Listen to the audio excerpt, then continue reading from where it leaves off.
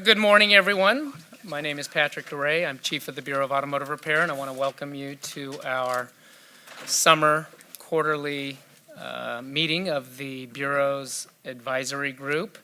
Looks like we've got a good group of people here today. We've well attended. I'm happy to say everybody was able to accommodate us with our scheduling change. We initially had this meeting scheduled for next week, but due to vacation plans of myself and others, we thought it might be wise to try and reschedule it to an earlier date. So we picked today's date with everybody's blessing, and we're able to get a really good showing, it looks like, today.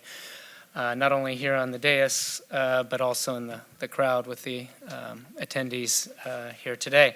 The agenda, which we've got along with several presentations at the front desk, was set with concurrence from the Bureau Advisory Group members. We send out the a draft agenda looking for items that the advisory group would like us to present and get some discussion on at each meeting, and that's how we were able to come about with the agenda today. We're going to start with some introductions. We have some new faces here at the table, some who are, I think, planning to be here and may arrive at various times throughout the session this morning, and we'll introduce them as they get here. But why don't we start by going around the dais here with Jack, if you would start us off. You might have to push the mic button there. Yeah. Jack Molodanoff, representing the California Auto Body Association. Craig Johnson, representing Automotive Service Councils of California, and I have an independent auto repair shop in Southern California. Chris Walker of the Nossman firm on behalf of the California Automotive Business Coalition. Jonathan Morrison, Auto Advisory Services. We do legal compliance consulting for primarily new car dealers. Joe Henmuller, I'm representing AMRA and the Motorist Assurance Program.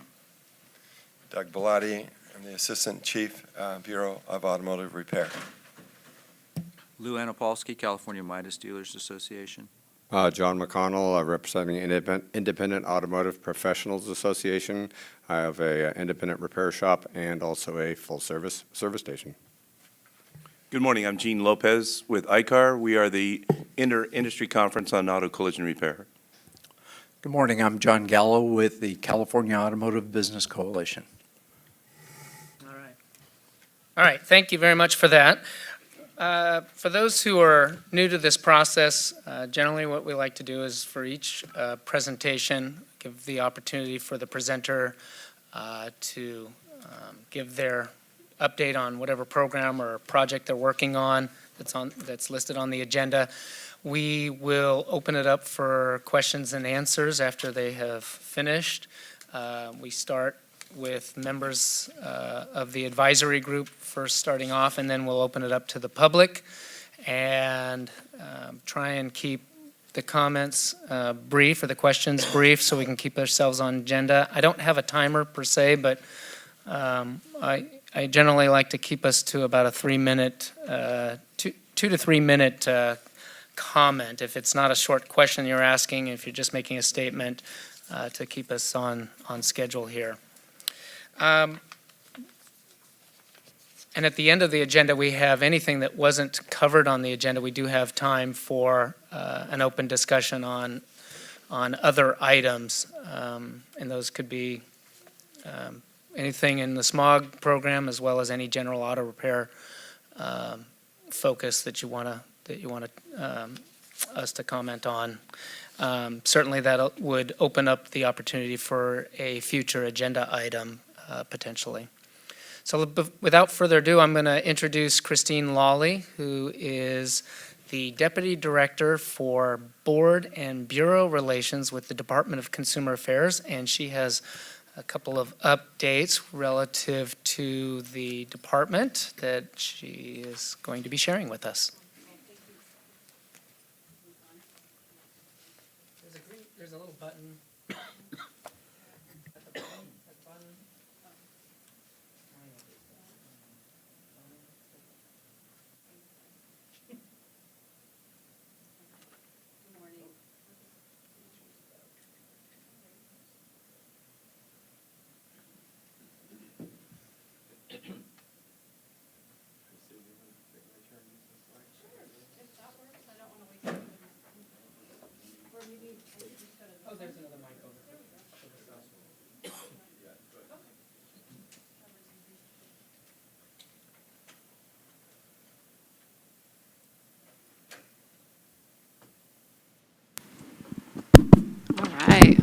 business.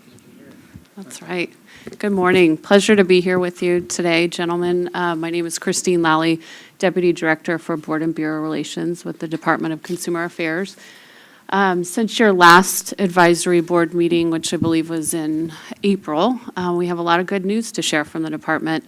And I wanted to start today specifically with a well-deserved congratulations for Bureau Chief DeRay. As you may know, his appointment by the governor requires Senate confirmation, and Chief DeRay sailed through Senate Rules Committee at the end of May with a unanimous vote from Senate Rules 5-0.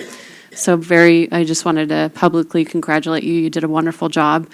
The department was very proud that we have Chief DeRay in the position and that Senate Rules agreed with the appointment.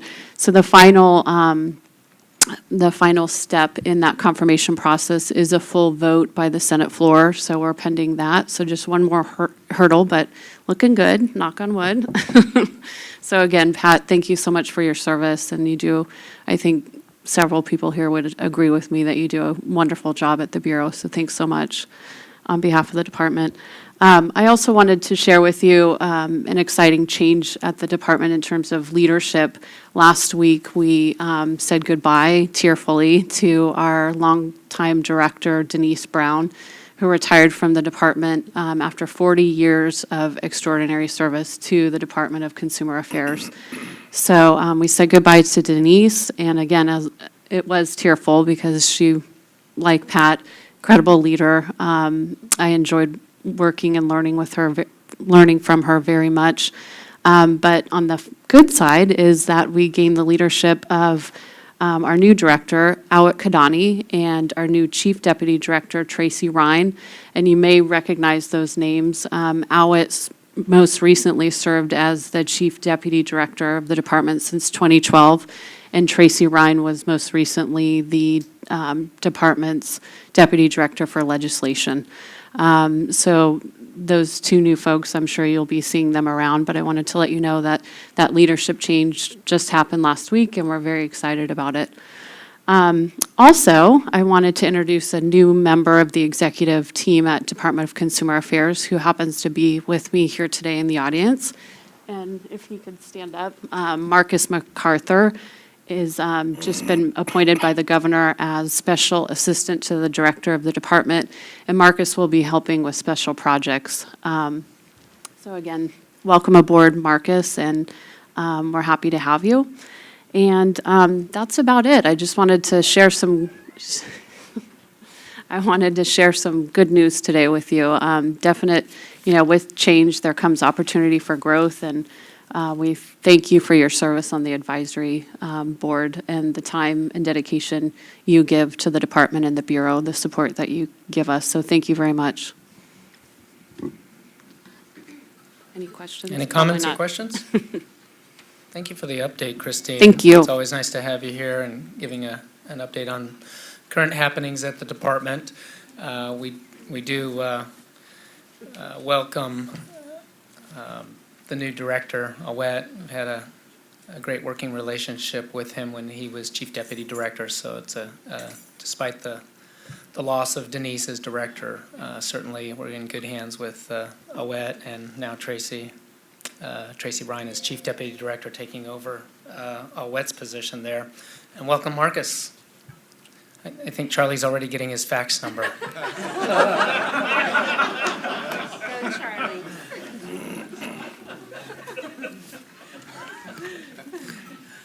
Be very afraid. I'm only teasing, Charlie, you know.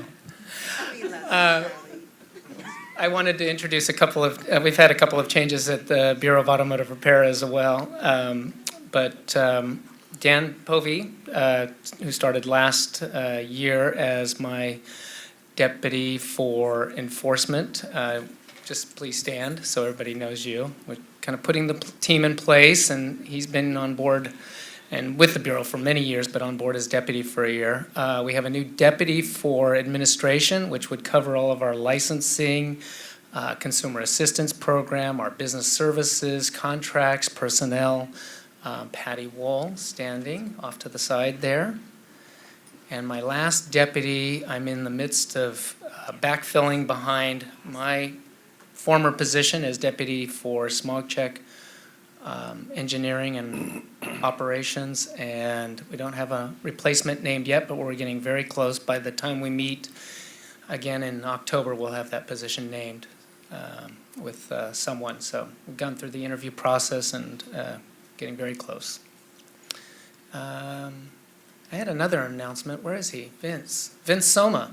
He'll be giving us an update, his last update as regulations coordinator. Vince was just recently promoted to a manager at the Bureau. He'll be taking over our business services and contracts units. And well, we'll be losing him as our regulations and legislation coordinator. He's still with us at the Bureau and going to be taking on a new assignment, but we'll have a transition period while we search for a replacement, and he'll be involved in that process, so I'm sure we'll be continue to be in good hands. You've done a remarkable job in the, how many years has it been? A couple of years now, 2 years on the job, and he'll continue to help us as we move forward with legislation and regulations and get the new person up to speed.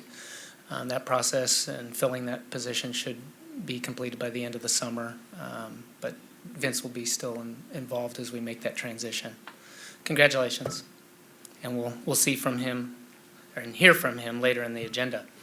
All right, our next item, I'm sure there's a lot to hear from Paul. This is going to be a regular, it has been a regular update from us until we get this new program change to the smog check program fully implemented. But Paul Hedgeland from our engineering branch is here to give us yet another update on the OBD inspection system. And we have a presentation with slides. There's a handout at the desk over by Samantha, and you can follow along on the monitors here, up here.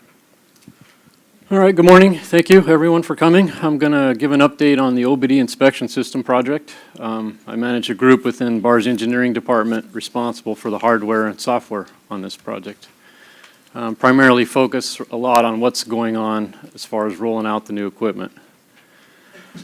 Just briefly, OBD inspection system is our new equipment used to inspect the 2000 and newer vehicles, the diesels, and hybrids coming into the program late this year.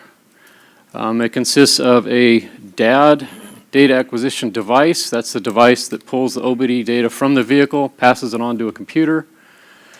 The rest of the OBD inspection system is not certified equipment. It can be purchased off the shelf, or you can get a whole entire package of this equipment from various vendors. The OBD inspection system needs a continuous internet connection to do the test, and the software resides on our central database. It's what we call web-based software to do that test, and that's sort of what it looks like. So in concept, that's what it is and how it works. So outreach, our public website, smogcheck.ca.gov, it's real simple. Just click the BAR OIS logo. It's a green and black logo. It's got a little OBD connector on it. Click that and you can get into all this information I'm going to cover. First of all, new stuff that we've put out over the last couple weeks. There's 3 tabs when you go into this area of the website. There's a stations, inspectors, and technicians tab, and within there, there's a table showing which DADs are certified. So currently we've got Drew Technologies and A+ Technologies as certified DAD equipment. So that table shows those. And then I'll give a little more detail on each of these items in a minute. There's a status letter out there. We just put a new letter stating that there are certified vendors and how we're rolling the program out. There's a milestone of dates summary there. There's a status summary of who's currently in the certification process, not necessarily done yet, so it shows the status of all the vendors we're working with. This bag presentation will be out there shortly. There's a list of off-the-shelf equipment, and what that is, if a station wants to only buy the DAD component and buy the other parts off the shelf, there's minimum standards for that equipment. There's a new set of questions and answers, a lot of valuable information there, and then, of course, the smog check manual. We're calling that the 2013 smog check manual to help differentiate from the 2009 manual, which was the old one. So first of all, certified DAD table, this is what it looks like. I apologize, it's a little small, but left side here shows the two vendors, A+ and Drew, and if you click on their names, it goes right into their website. You can see what products they have for sale, get to their instructions for using the equipment. A lot of information there. If you go to the right of the table here, it shows the makes and models. So any stations wanting to procure or buy this equipment, rent it, lease it, these are the certified makes and models, the only thing allowed for use for testing at the moment. As we have new vendors getting bar certification, we'll add them into this table and update it, and then send out a bar blast to the stations notifying them to that effect. Status letter. Two brands are certified, which I mentioned. We're unlocking DADs at a rate of 400 per week. I'll cover some details on that in a minute. The letter says to use the new smog check manual when you start using this new certified equipment. We're going to send a 60-day notice out to stations advising them when the equipment will be mandatory late this year. And it suggests that stations review our download and registration video plus other training materials to get prepared. So that's just a brief summary of what's in that letter. And then I'll cover more of these in detail. All right, the milestone and status summary. The important date in that list of dates is deployment began June 16th. So that means we had certified DADs available. We began unlocking those, and stations are beginning to do the new test on the new vehicles following the new manual. The certification status table, it shows we're working with 4 vendors here, A+, Bosch, Drew, and Worldwide. A+ and Drew are certified. The other vendors are in the progress of getting certified, and we expect Worldwide will be moving ahead here to the next stage in beta within days. So we'll update that accordingly as the vendors progress. Off-the-shelf equipment requirements. This is just a picture of what requirements are. So just briefly, if you buy a computer, it has to have a certain version or higher of Windows. If you buy a barcode scanner, it has to do certain things. If you buy a printer, pretty much any printer will work, has to work with Windows. There is a note on the bottom here that's important. Stations that are buying this off-the-shelf equipment are responsible to get it to work on their own. So it's their own responsibility. There are alternatives. You can talk to the vendors, and a lot of the DAD vendors are also supporting these off-the-shelf equipment pieces and helping the stations start up and use and get those working.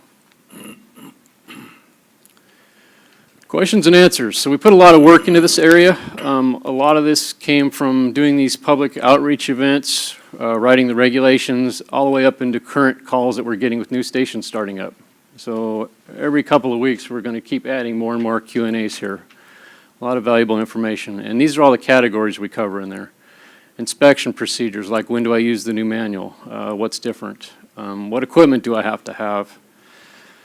How are we starting up the program? What training's available? What equipment's necessary? Who do I call when something breaks? You call BAR for the OS software. You call the vendor for the DAD. You may or may not call the computer cyber guys or cyber geeks for your computer. So those kinds of questions. Software. We're getting some calls about how do I get started with the software? What happens if I forget my password or I created 2 accounts? What do we do with those things? So a lot of information out there. Cost, pass-fail standards.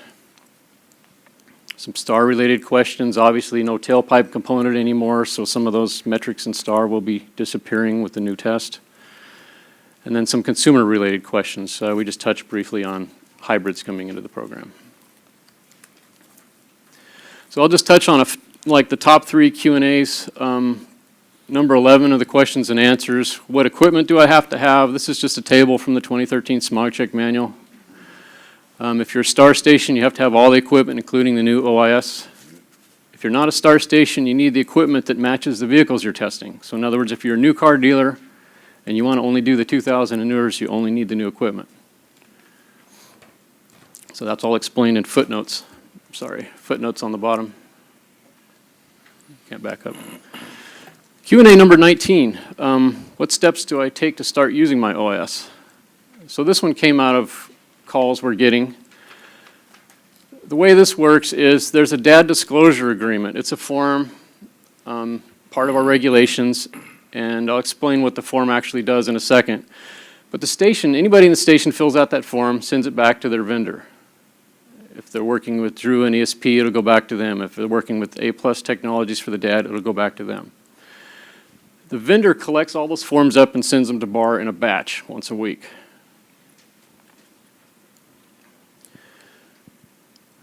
Then the vendor will put the DAD for that station on a list, and they send us a weekly list of DADs to unlock. So we're unlocking about 400 of those a week. In preparation for that, the station needs to go out to our website and watch the 10-minute YouTube video, how to register an account with the software and download the software and get started. Sorry, wrong button. Here's the laser. At that point, you'll connect to the internet, create your software account. You actually download the software. That can take minutes up to 20 minutes if certain Microsoft software needs to come along with the BAR software. And then you'll follow the DAD vendor's instructions to connect the DAD component and get that working. And then once you verify everything's working, you can begin performing the new test. So in a nutshell, that's how to get started with the new equipment.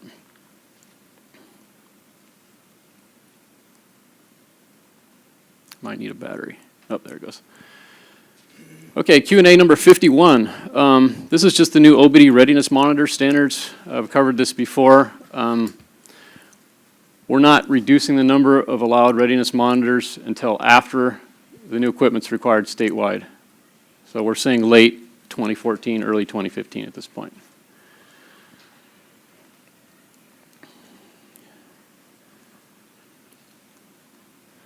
Okay, the new smog check manual, we're calling it 2013, just to make sure clear that it's the new one. Stations are required to start following that manual when they start using the certified equipment. And what that means is the functional fuel cap, functional timing are no longer required on the cars that are still on the BAR 97, and then also your 2000 and newers are on the new equipment, your 98 and newer diesels are on the new equipment.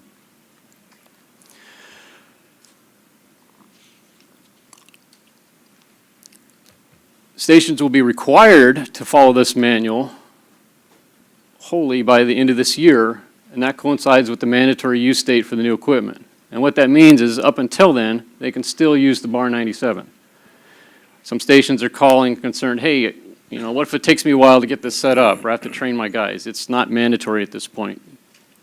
We recommend getting the new equipment going to get ahead of the curve, but you can still use the old equipment until then. We removed the draft watermark. We removed the draft watermark on the manual.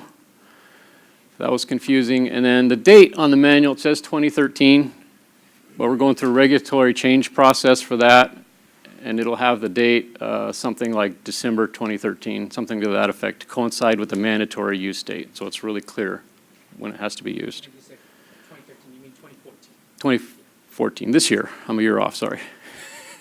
December 2014 will be the date on the manual, coincide with the equipment use date. Yes, thank you. Just briefly, inspection procedures in the manual.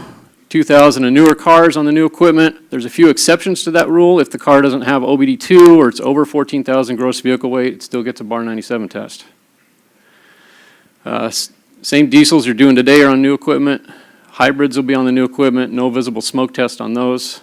We're going to start around December this year, bringing hybrids into the program. At that point, DMV will start mailing the registration renewal notices saying smog check required. BAR 97 equipment, same procedures for 95 and older.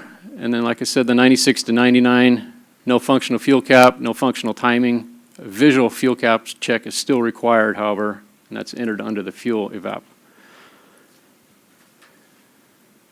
Training tab. So within the website, there's another tab, BAR OS training. And this is the first item here is the video that I recommended everybody watch before they get started. It's a 10-minute YouTube video.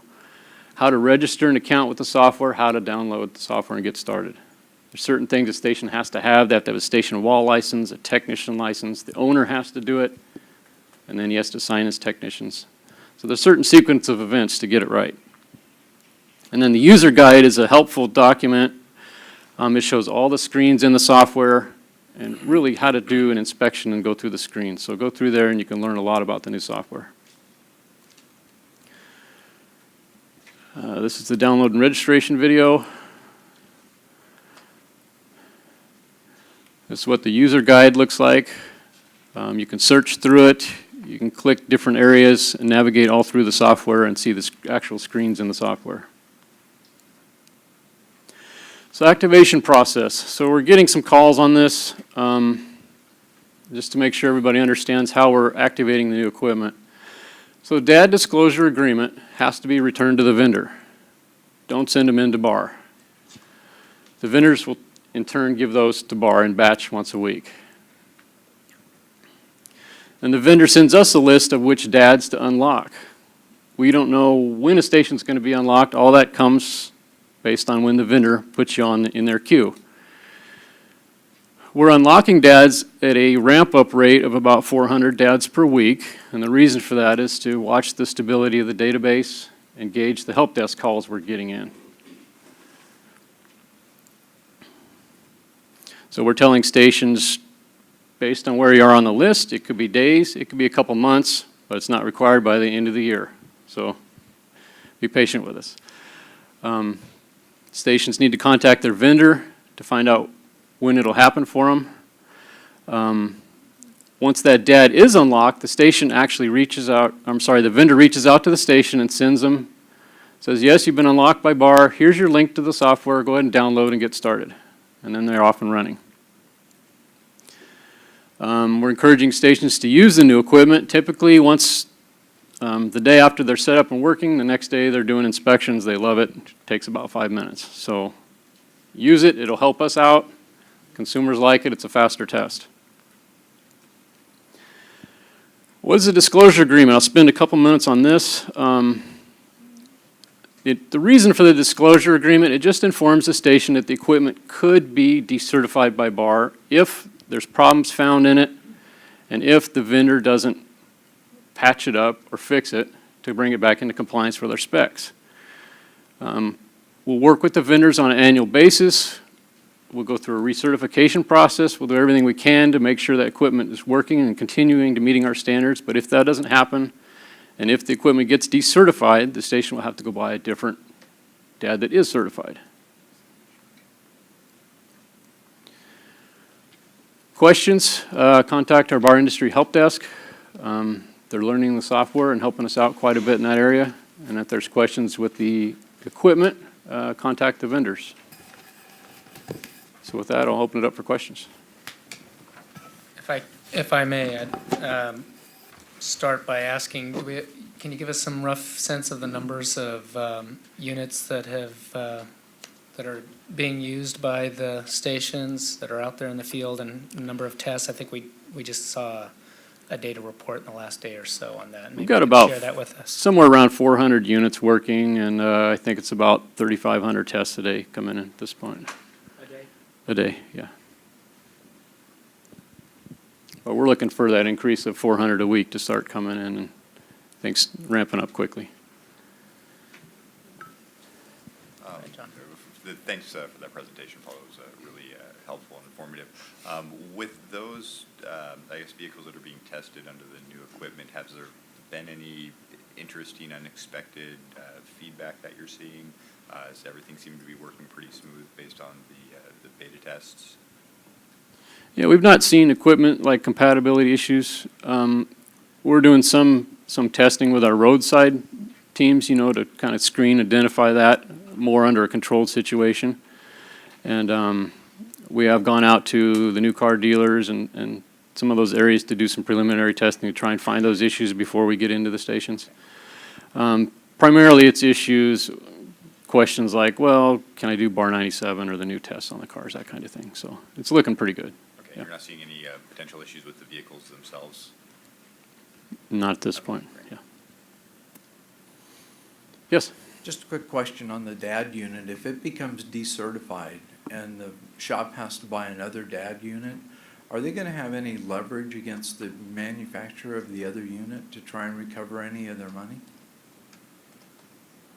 There's nothing in our regulations for, you mean like recovery of damages or non-compliant equipment? Or Again, the shop's gonna be faced with having to buy another DAD unit. If the unit from one provider gets decertified, they're gonna have to buy another unit, so they're out the money for the initial purchase, unless we look at some way of them having an opportunity to recover the funds from the initial provider.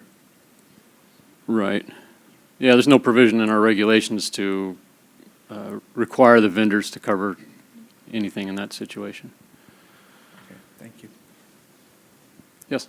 Would there be an advantage to having a second DAD on location in case you had mechanical difficulties with one DAD? I mean, is it possible to plug in like a backup unit? Would that be something that a busy smog shop would want to do? Or is that a complicated procedure? No, and what's actually allowed there is a second DAD on a separate computer. You don't want to get into switching. You can trade DADs back and forth, but we're not allowing it because it's too complicated. It takes several minutes to reinstall the DAD and switch everything over. Computers are cheap. Just have a completely separate second system working. Okay, so a complete Yeah. second system for a backup. Okay. Yeah. Thank you.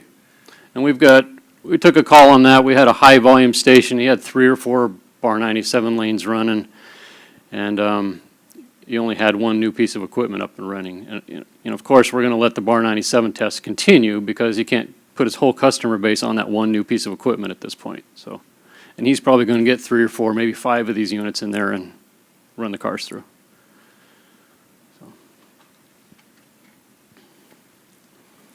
What's the current status on the special circumstance vehicles, the vehicles that passed OBD but failed tailpipe testing during the testing period?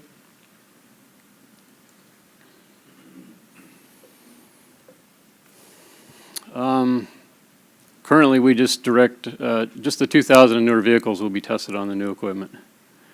We don't have a provision to, once they start getting tested on the new equipment, we no longer have that tailpipe data on those vehicles.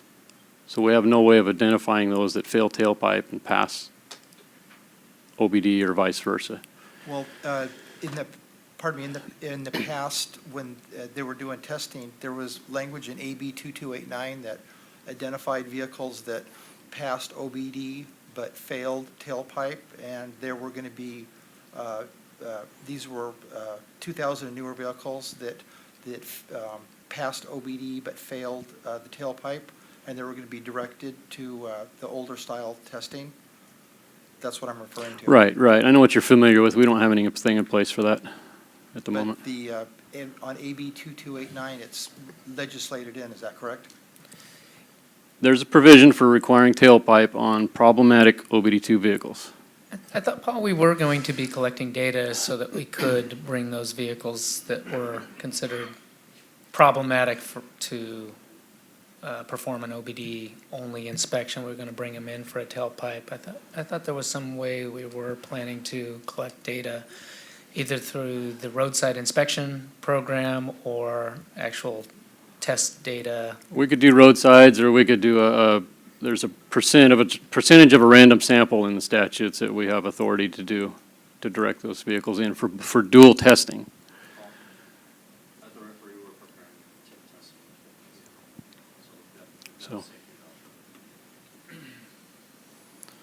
So we could put something in place to that effect, but it would requiring the consumers to get both tests on those vehicles to identify that situation, and then permanently require those vehicles to get both tests or to get the tailpipe test from there on out. So, Thank you. yes. Thank you. It's Chris Walker on behalf of the California Automotive Business Coalition. Just a quick question on the 2,000-plus vehicles, and kind of related to Craig's question, is when you're doing and I don't know if ARB or BAR or local air districts are still doing remote sensing programs throughout the state where they're looking at exhaust from vehicles under load. So I'm curious whether or not that's still happening and whether or not BAR is coordinating the data from those on model years 2000 plus to see pass-fail rates whether or not they're correlating with the OBD pass-fail rates. The second question is, when you're doing the roadside testing, are you actually putting the 2000 model year plus vehicles in a loaded mode tailpipe test versus just an OBD? Right, and those are two valuable, I mean, they're two data sources we could use to help work with this issue. Number one, there is no RSD testing going on at the moment. When you do an RSD test, you drive through, you get a snapshot of the emission readings. You don't know the state of the OBD system. So you have I guess, uncomparable situation between a tailpipe and an OBD. You need to do both at the same time to compare them directly, but no RSD going on currently at the moment. Just in terms of the RSD, when you do get a failure on a 2000 plus model year vehicle, you can look into the database and see whether or not they passed or failed their last smog check. Sure, and that could be hours, it could be years ago. Right. Yeah. Right. Is there any studies like that going on, either with the BAR or ARB, that you're aware of? Not currently. Okay. Is there any remote sensing programs going on at the ARB or BAR? Not currently, no. Okay. Thanks. The second part of your question about roadside testing, we're primarily focusing on collecting ASM tailpipe data on the older model year vehicles because this next year's AB 2289 report on the refill rate of the program has to look at that original baseline we did years ago and compare back to that again and see what the fill rate is of those vehicles. So we'd have to make some changes in there to do dual testing on the new cars. Jack? Yeah, Paul, thanks for the presentation. I have a question with the timeline. I know you mentioned, I saw December, you're shooting for December of this year for a hard date, at least. Is that Correct, December this year for mandatory OIS use statewide. okay? And so a notice of 60 or 90 days beforehand, so sometime September, October, that's kind of the idea, to let people know? Yeah, we're looking at 90-day notice and a 60-day notice. Give plenty of warning, yeah. Yeah, because I know the two DAD vendors that have been approved, I know you were opening it up to about 400 per week. That was kind of the idea, right? Opening it up every week. And so you get halfway there. So at least you have a gradual sort of having the shops get into the program gradually. I know you said there was only 400 units working so far? Correct. Yeah, so you're not getting a lot of participation because most shops can continue using their Bar 97 unless they're forced to. They're not going to. And we're working with the vendors on that. We're discussing different ideas or ways to make it happen faster for the stations right now. Yeah, and So, I think that's important. And I think part of it is just maybe educate and getting the word out there too. I mean, I really appreciate the blasts that are going out, letting the community what's going on, the status. I'm really big on notices and information out there. And I think, I don't know, something to be thinking about, trying to get people out there, letting them know it's going to happen. Because you don't want the whole system to crash all of a sudden, you give notice and everyone signs up. Most people are laggards. They're going to wait.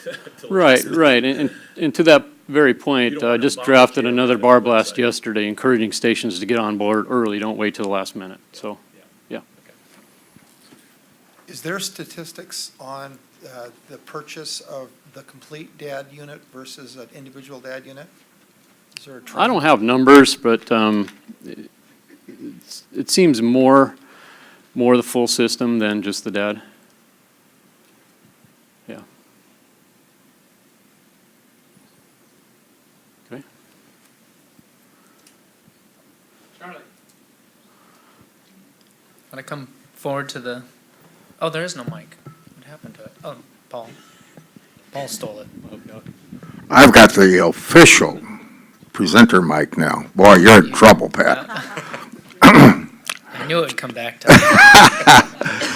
Charlie Peters, Clean Air Performance Professionals, interested in these funny people out here called motorists, and how this program is affecting them and their air and ethics of automotive repair and so on. I haven't heard one word about repair.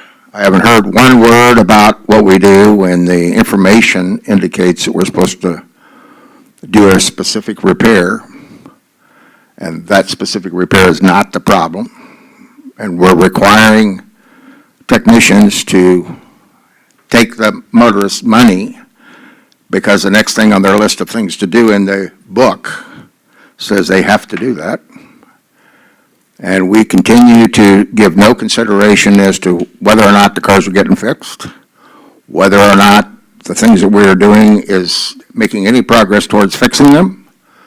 And so I don't understand why we're doing any of this, because it doesn't seem as though the purpose of improving the air quality by improving the individual cars on the fleet is a consideration here at all, and wondering if we're ever going to get to a point where we're going to find out if, in fact, what's broken on a car gets fixed, not as a means of punishment, but as a means of management to improve the performance and improve how the consumer is being treated, and to impact the thing that the previous study was talking about, the fraud in the marketplace, in ways that are positive to the consumer, positive to the Bureau of Automotive Repair and the governor, so we have a program that is not only the best in the world, but significantly better than that.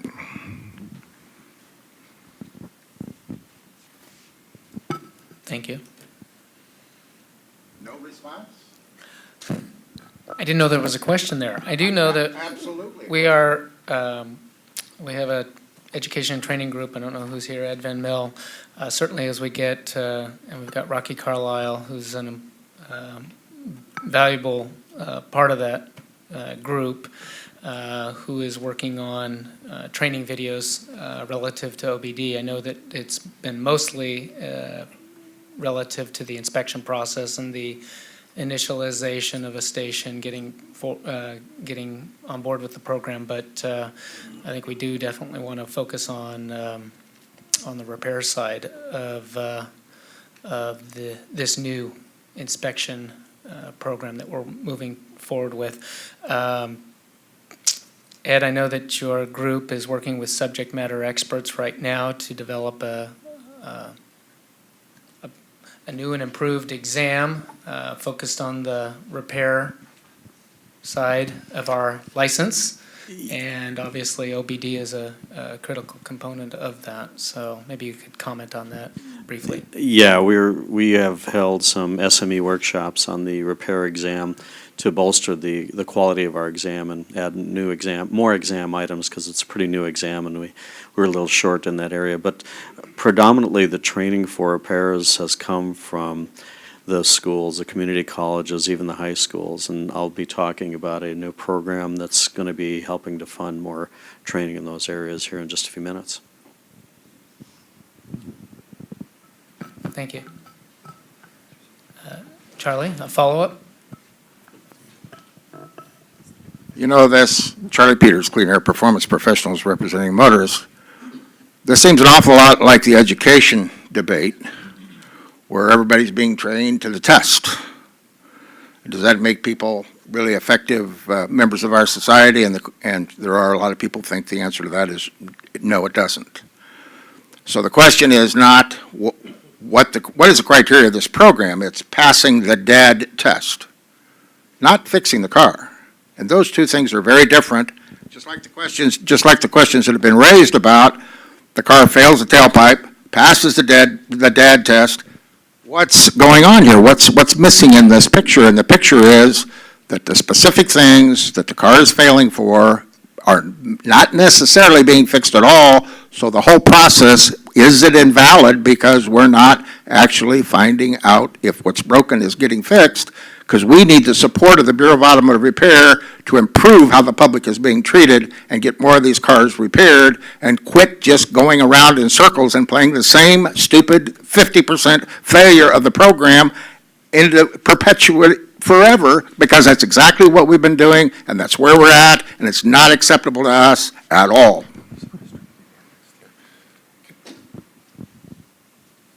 Chris?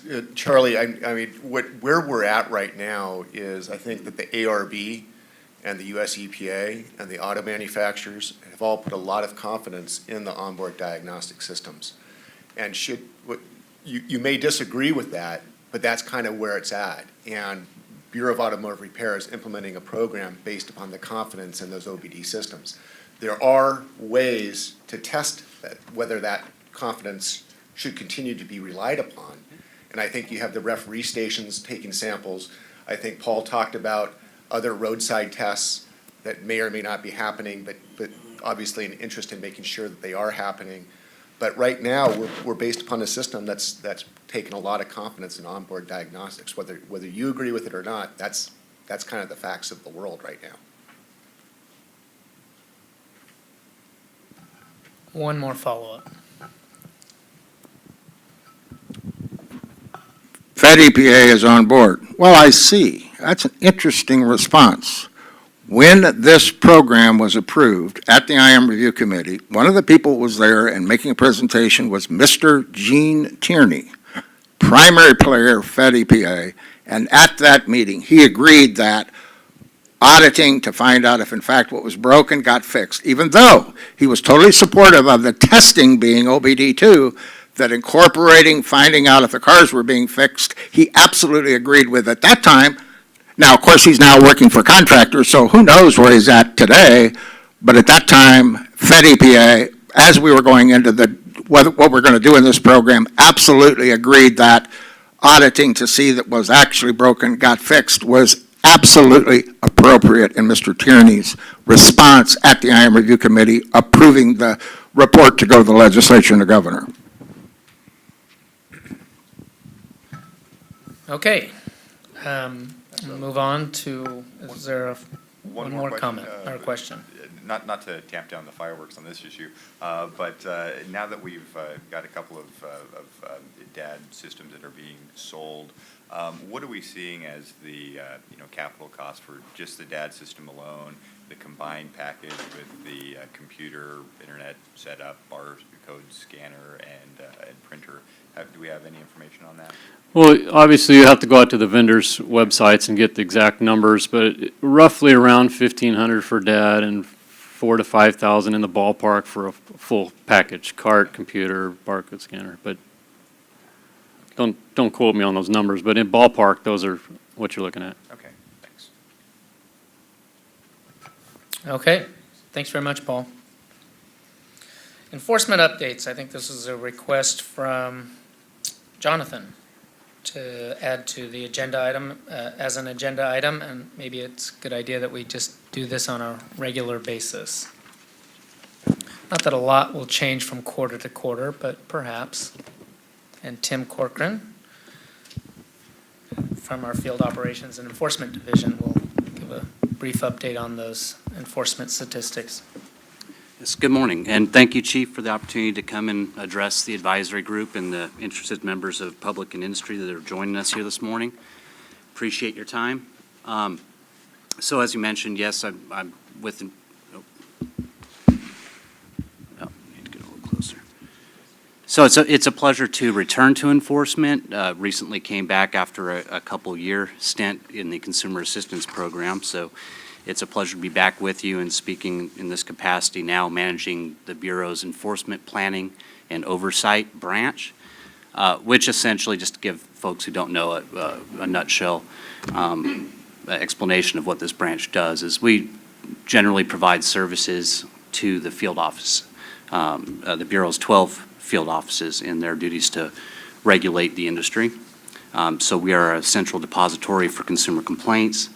We also receive investigative work product from the field offices and act as the liaison to the Attorney General's Office, Office of Administrative Hearings, and in having those matters adjudicated. So, and we also compile statistics. One of the statistics, or actually the statistics I brought for you today, were ones that we thought were of interest to the advisory group. It's a pie chart, as you see on the screen, that breaks down the number of consumer complaints and their distribution among various segments of the industry. Now, we actually track in much finer detail trend codes, as we call them, which are coded when the consumer files that complaint to identify what type of repair, whether it was a brake system or cooling system repair, to give us some statistics to keep an eye and monitor the industry and also to keep folks like yourselves advised. We have lumped those together so that we would have a pie chart that was not full of, I believe we have over 50 different separate categories, so we've lumped those together in a manner that seemed to make the most sense. So you'll see that of the approximately 13,000 complaints we've received this past fiscal year, about 13% of those related to smog, whether the smog check itself or repairs following a smog check failure. It's roughly half and half in that smog category, whether it's test-related, a complaint regarding the test procedures, or regarding the smog check repairs following a test. 11% of the complaints pertain to auto body collision repairs. 17% pertain to what we're calling general repair and maintenance services, and this would include your brake system, drivetrain repairs, tune-ups, things of that nature. 10% transmission repair related, both automatic and manual transmission. And then the largest segment being engine repair and performance. So we're including not only base engine repairs, whether it's overhaul or head gasket replacements and such, but also computer controls, diagnostics, and related issues related to the engine and its performance. And then everything else is in the other category.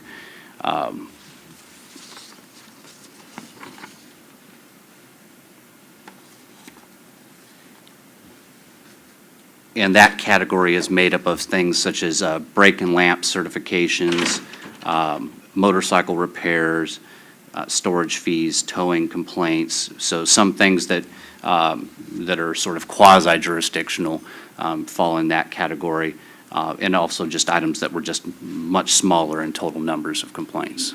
So with that, are there any questions I can answer regarding these statistics?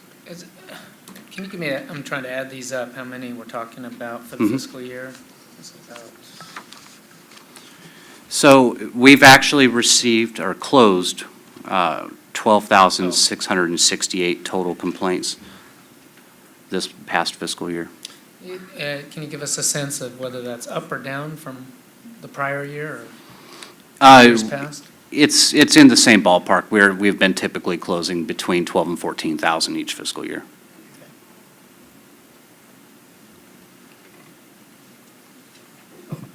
Chris? Thank you for the report. The way that you're categorizing these complaints, when you started your presentation, it sounded like you've re-sorted how you're doing that. And is there a way to do apples-to-apples comparison going back several years so we can see, as you said, kind of trend analysis to see how the complaints are changing over time? I would imagine with the technology of the vehicles changing that you're going to see fluctuations in how consumers are responding to the repair marketplace. And it'd be interesting to see, and one of the frustrating things for all of us is over time, the way that we collect data changes by necessity, but it also frustrates our ability to compare apples to apples later on. And I'm wondering if there's a way that we can maintain the ability to sort in a common fashion, both going back and forward in the future. Right, yeah, actually, I'm glad you asked that question because I should clarify. So nothing's changed in the way that we actually categorize the complaints. It's the same as it's always been. The only thing that has changed is our representation of the data. We've lumped several groups together, so instead of having one very small slice of the pie that is disc brake repairs or drum brake repairs, we've lumped that together.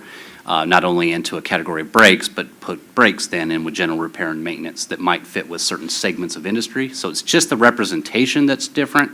We still have the ability to track right down to those finite codes. The complaint codes have remained the same. They have remained the same, and I would be happy at the next advisory group meeting to come back with just such a representation of what we've seen over past years. So we can do that if, with the blessing of the chief, of course, but I can certainly compile that data. I just think it's an interesting thing because as vehicles technology changes and the vehicle population on our streets and highways changes over time, different problems are going to arise and different problems are going to go away. And it'd just be interesting to stay ahead of those trends, both for workforce development, for industry, for consumer protection, for everybody. Agreed, and thank you. I was also wondering in kind of tying back into Charlie's comment with respect to the engine repair and performance and maybe even smog, I don't know, maybe even some of the other categories, if you could drill down into model or model years or some other more, some other data that might be enlightening to the, maybe the hard to repair vehicles or models or something that might be interesting for all of us here. Now, there is a limitation there. The system that we use, the consumer affairs system, does not currently support that. So when we do input complaints, it does not take the year, make, model information. Now we do have new opportunities, as many of you may know, with the Breeze system coming online at all DCA boards and bureaus, and BAR will certainly be one of them. I know that system will have increased capabilities. We do obviously have the ability to do just a hard file review. So if we wanted to audit a particular year to find out such facts, the complaint forms do in fact contain year, make, model information. So with a hard review, we could find those and conduct some analysis if you'd like. Jonathan and then Craig. Okay, mine's a bit of a two-part question. The first one, we see this great information broken down by types of repair that's involved in the complaint, but how much of that is related to, say, failure to perform workmanlike repairs versus, the documentation was not clear with the customer, or there was fraud involved, advertising related. What are we seeing in the field that's leading to these categorizations? And then the other part of the question is, and what are we seeing on the enforcement side, not just based on the complaint side, but how many office conferences are we having take place, and how many accusations are being filed against registration? I can answer some of that today. As far as the in the type of coding you're talking about, we refer to as allegation codes. So consumers that allege certain things, whether they didn't receive a proper estimate, we do have that ability to report. Didn't bring that with you today, but I can again come back with that at the next advisory group meeting.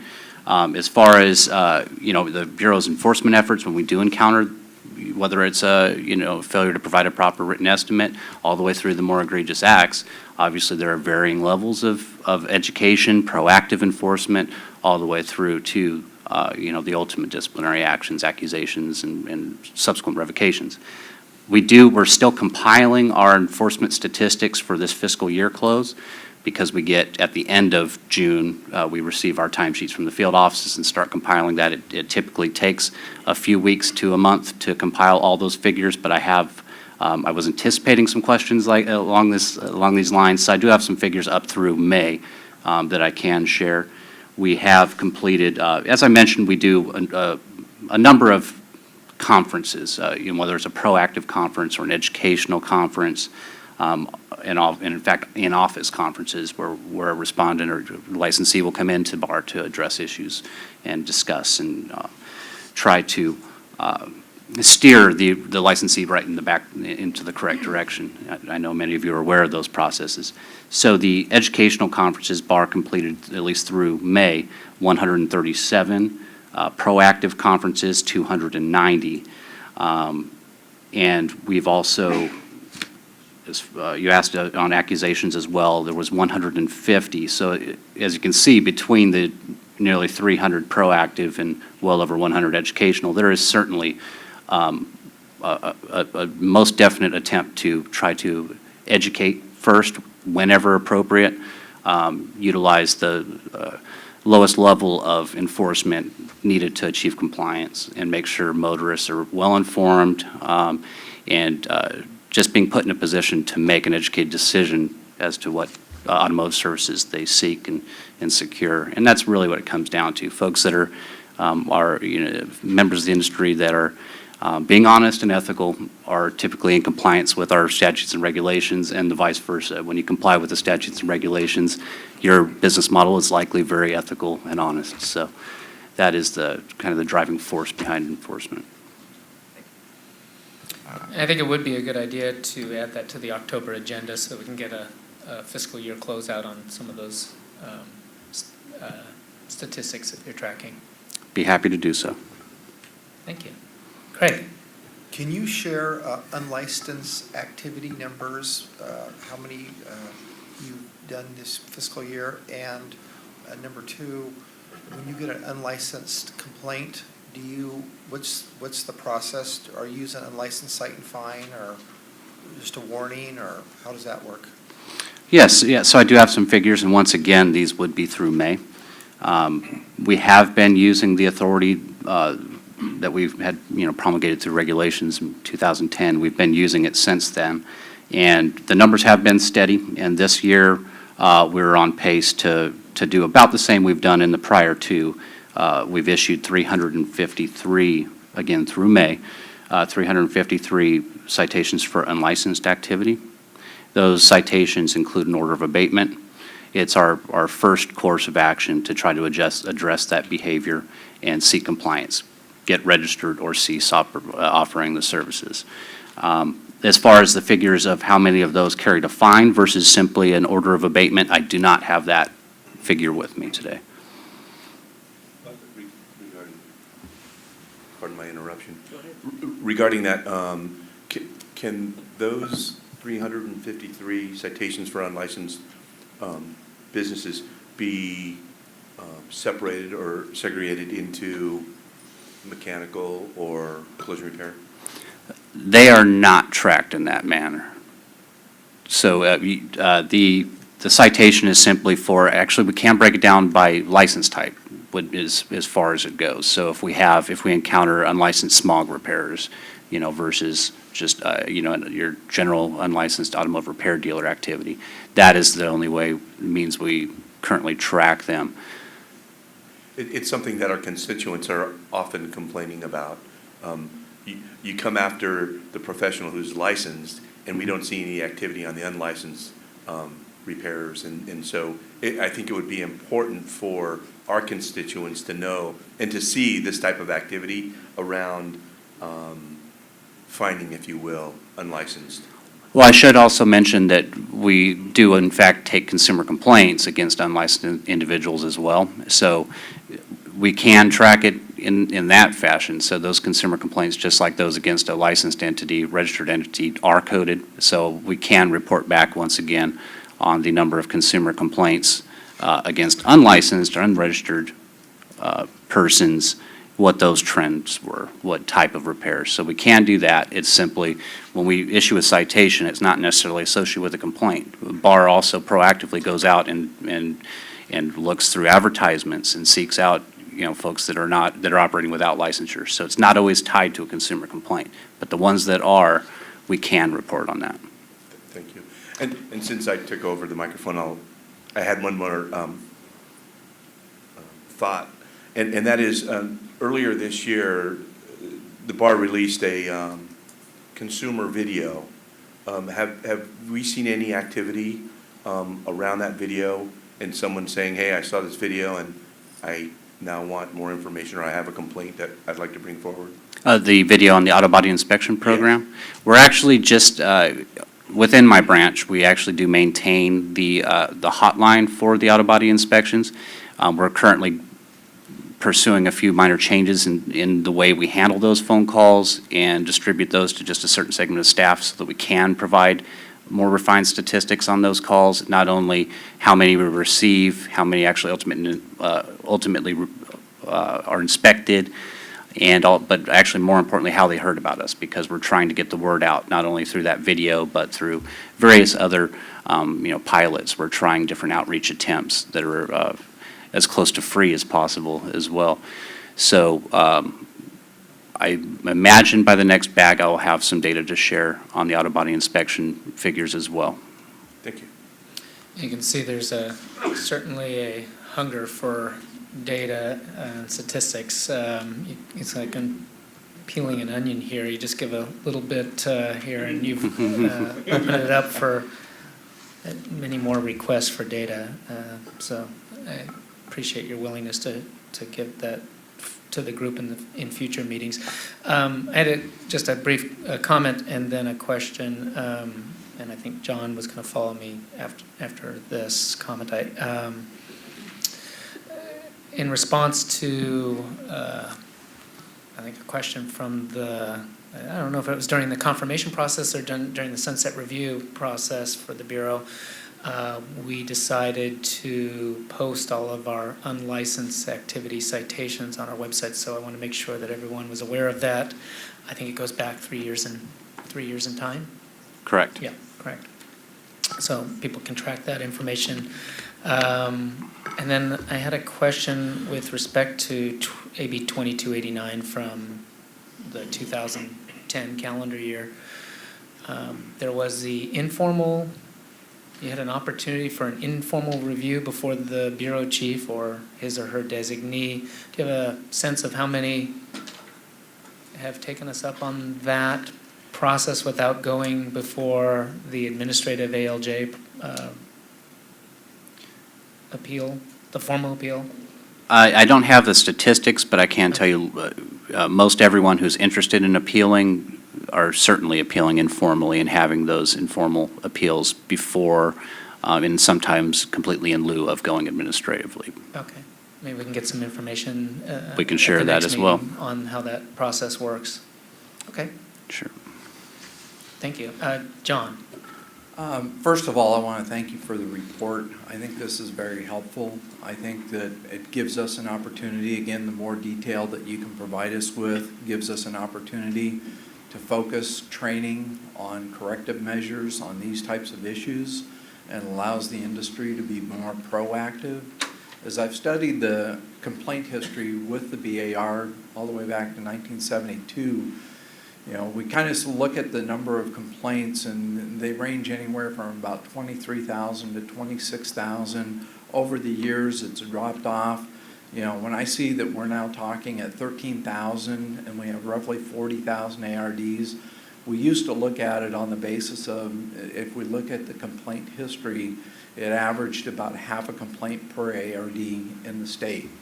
You know, and to see the numbers drop like this is a dramatic improvement, and it shows that the industry has reacted to the issues on making sure that we do a better service for the customer. But again, getting back to your report, I thank you for it. I think the more detail you can provide us with, the more we'll be able to get training that's going to be reactive to these types of issues to fix the marketplace. Thank you. Thank you. Chris? Tim, thank you again. Chris Walker on behalf of the California Automotive Business Coalition. Of the 353 unlicensed enforcement actions that were taken, one of the phenomenons that we're familiar with is the internet, the Craigslist, where you have people coming to people's homes or people coming to, you know, it's not a physical address. So I'm curious if you can provide me some, at least anecdotally, how much of that 353 is internet-based enforcement where you've got a single actor that's arriving at people's homes performing services.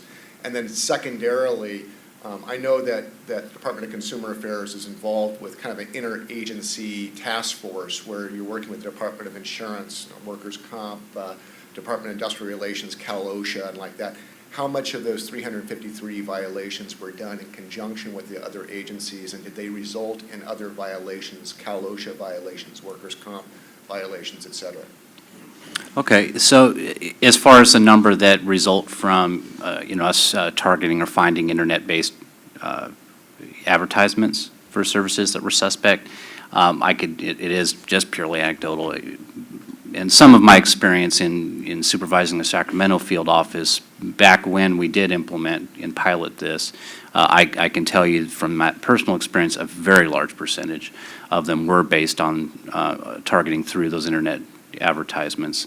And then also consumer complaints, of course. You know, if you have a consumer complaining, that's going to be your priority. Someone is actually potentially being harmed. So those definitely lead to high figures as well.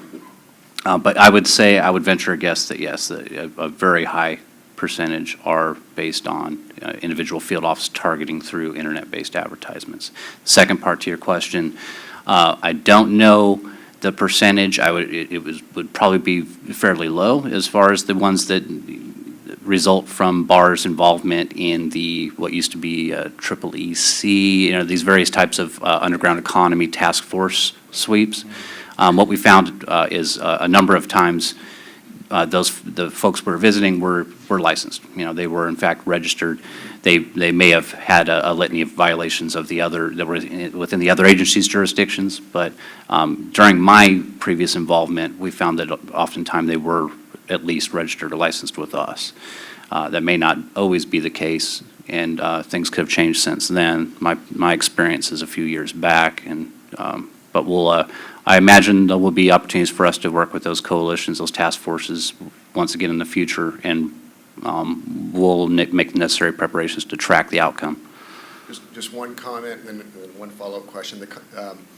You know, I work with the construction industry as well, and I know the interagency task force goes after unlicensed contractors, and then they use the Department of Insurance and the Department of Industrial Relations to kind of tag on, which is a way of cleaning up the underground economy. Right. It'd be great to see if BAR could look at kind of refocusing its interagency enforcement, if, to the extent you're still doing it, to the unregistered people who are performing repair services without having the proper registration and licenses. That'd be a great thing. Right. The question I would have is, going to the internet-based businesses, are you, as kind of enforcement division, are you encountering any barriers or difficulties in enforcing against these types of businesses that can be fixed statutorily? Are you running up against any barriers that's keeping you from fully going after Craigslist folks? I think the citations have been highly effective in that it really does get individuals' attention. The folks that either weren't aware of the requirement to register or were aware but didn't really see much consequence to it. Most often those folks are submitting their applications, following through. There will always be a smaller segment that the citation will not be enough, you know, whether it's with a monetary fine or not. And we will still, at the end of the day, need to exhaust other remedies, including going to district attorney's offices to pursue prosecution. And the results of our attempts will vary by county, by the receptiveness of that particular office. But we do what we can to address it. Just, if you could indulge me with one more question. Thank you so much, Tim. There are businesses that were coming in on the internet selling automotive parts to consumers, straight to the consumer. And the consumer would then broker through either that website or another way, Craigslist, to have a mechanic come out and install that part for them.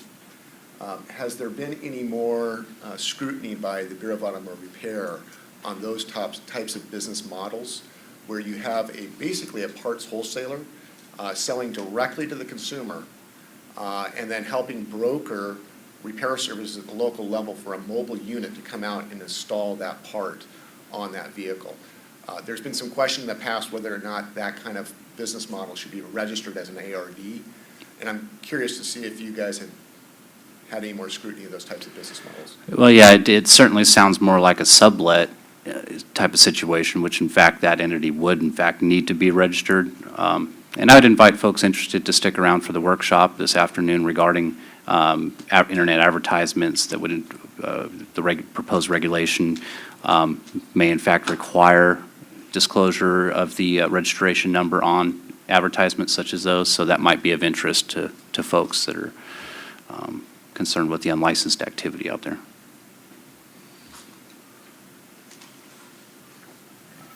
Thank you. All very good questions, comments, and suggestions for moving forward. I think we had Craig as well. Craig. And, yeah, go ahead, please. Thank you. To that point, at the last BAG meeting, we discussed some of these internet businesses, and the question was raised whether they needed an ARD, and I believe most of them do have an ARD. Pat, correct me if I'm wrong, but I think you stated that they only need to have an ARD because they're brokering out the services or subletting out the services. Is that correct? I can't recall having addressed this issue in the past, but if...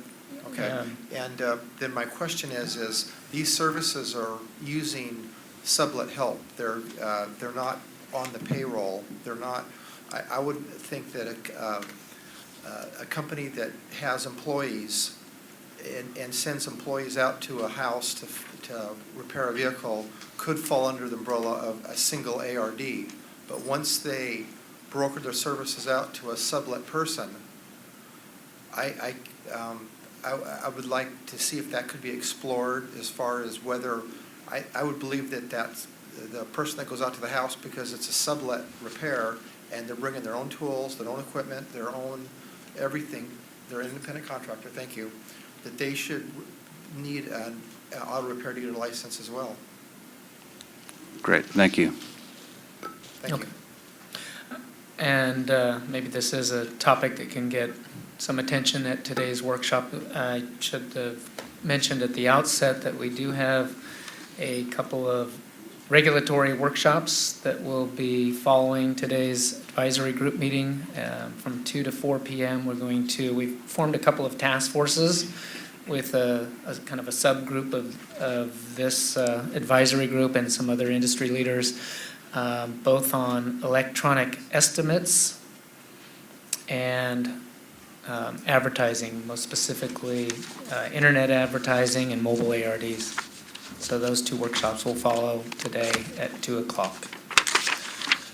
Charlie, do you want to take the mic from Tim so those following on the webcast can hear you? Please introduce yourself. Yes, thank you, Chief. Charlie Peters, Clean Air Performance Professionals. A couple of items. One was I attended a consumer fraud activity in my community put on by the Department of Consumer Affairs, by the Contractors Licensing Board, with participation by many state agencies.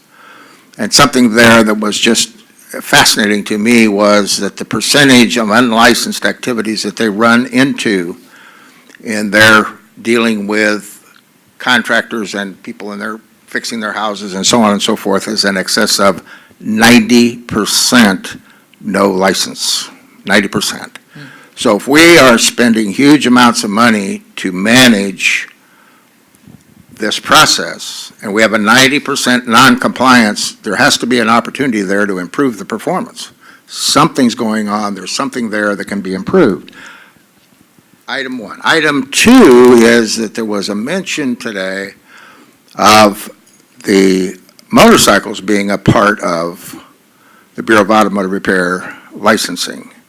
And I was not familiar with that, probably just due to my lack of, my confusion. But question is, what kind of activities are currently being licensed on motorcycle repair by the Bureau of Automotive Repair? And then another question is, should the issue of over-the-road trucks, we're now checking diesels of somewhat smaller size, but over-the-road trucks, is that something that would benefit California if the Bureau of Automotive Repair provided some of their quality oversight into that arena that might assist in keeping those vehicles from becoming broken and being as big a pollution factor as they are?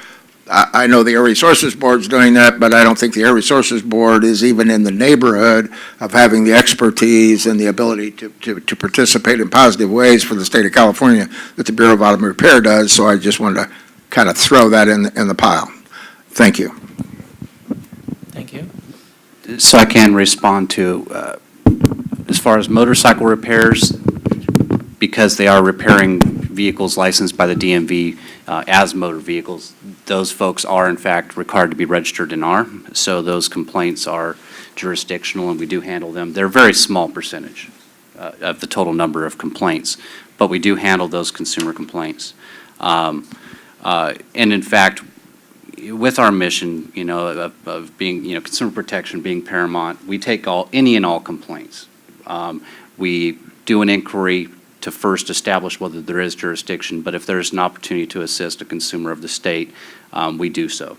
Now, whether there's a license to be disciplined or not is sometimes a different subject altogether, but we've in fact uncovered fraudulent activity that was unrelated or unregulated, but it does not mean that we turn a blind eye. We can still and have developed investigative reports and taken those to district attorneys for prosecution as well, because again, protection of the public is paramount, so we do handle those complaints. Again, we've taken those types of complaints. So we do offer those services to the public.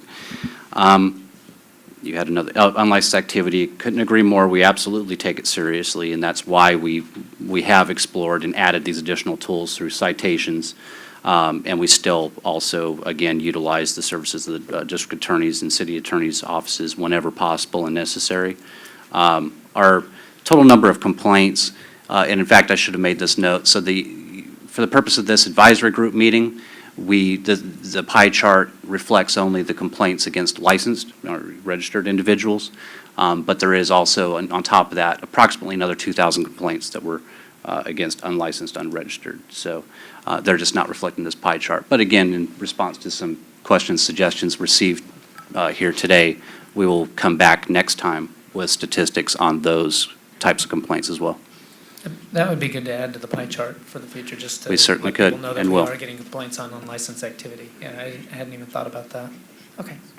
Great report. Thank you, Tim. Definitely shows there's the interest in the work you guys are doing, and looks like we have some additional data requests and more digging into beneath the surface here for future meetings. So that's a full employment act for you for this group. Thank you. Wonderful. Thank you all again. Yeah, good job. Thank you. Tracy Renee says, hi to everyone. No, she says she can't connect to the webcast, so I'll see if anyone can That check could on be a why good that. thing. Yeah, check on why that might be happening. Next up is it John or? No, I'm Alan Morrison. Alan Morrison with. Mix up in the agenda. Okay, my apologies, Alan. I had heard that someone else would be coming from the California Department of Food and Agriculture regarding some federal guidelines. I think the agenda somehow says California guidelines, but there are some federal guidelines that we wanted to give an update after having met with officials with the California Department of Food and Agriculture's Weights and Measures Division, and some interesting developments at the federal level that you wanted to share with our registered entities in the state and the representatives of those industries. Yes, thank you very much for the opportunity to speak before the group. A little bit I'll go over in my presentation a little bit of some of the confusion in the agenda, but I'll start out with, I represent the California Department of Food and Agriculture, Division of Measurement Standard Petroleum Products Program. I'm actually the supervisor over the Fuels and Lubricants Laboratory. And do we have the clicker here, excuse me.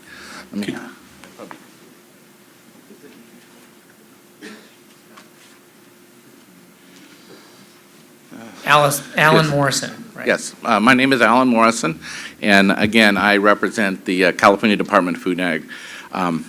So the first thing is CDFA. I represent CDFA's Division of Measurement Standards. This thing, how do we work here?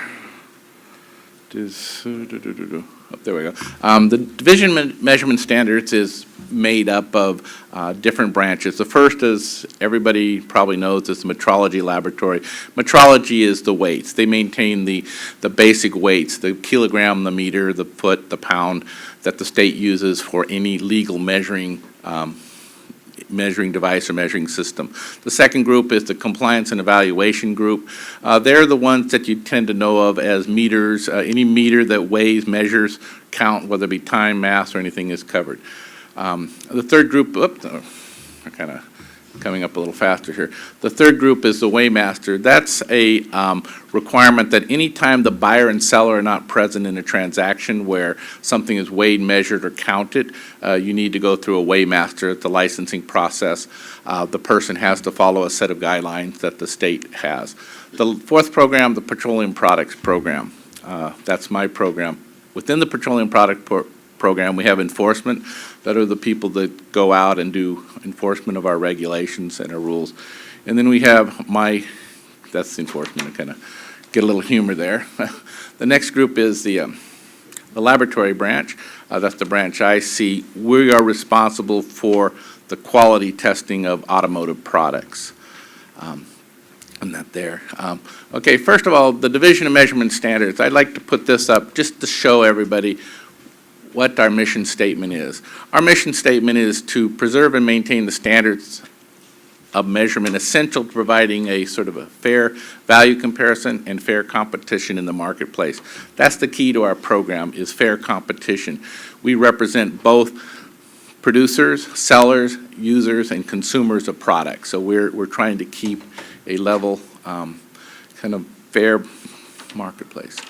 Okay, what is a measurement standards role in petroleum products? That's a question that I'm often asked.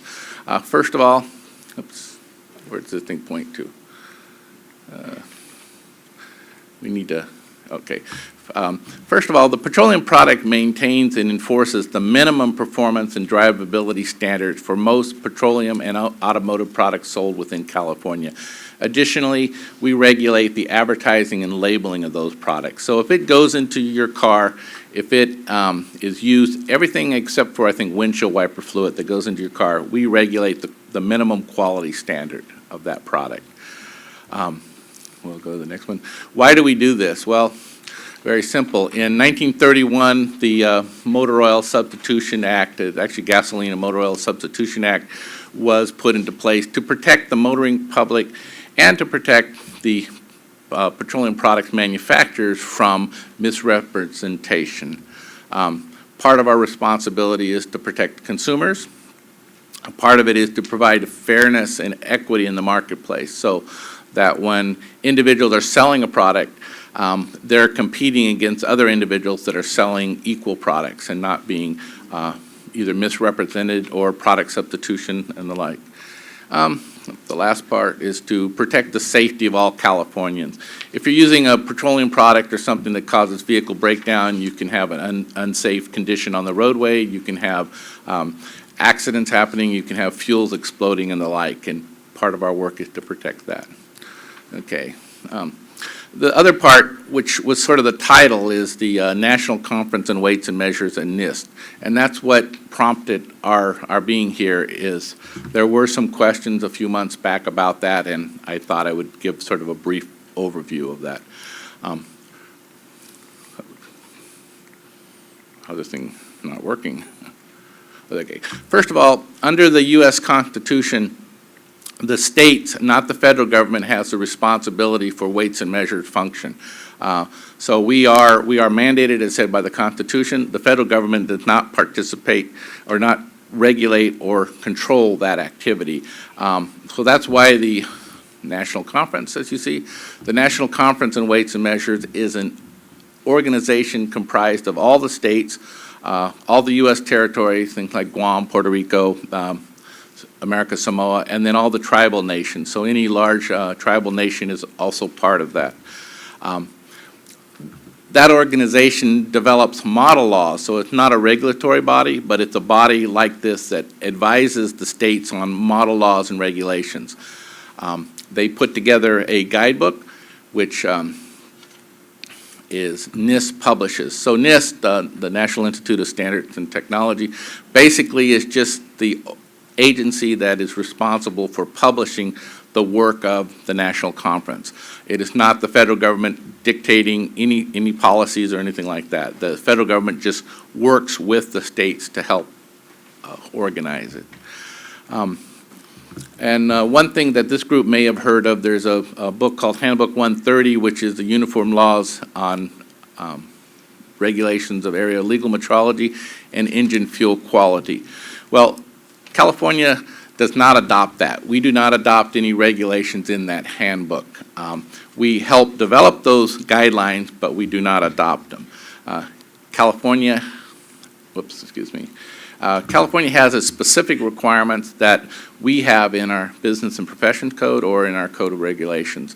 And most or a lot of what California develops finds its way eventually into the Handbook 130, but it's not the other way around. Handbook 130 doesn't flow into California law.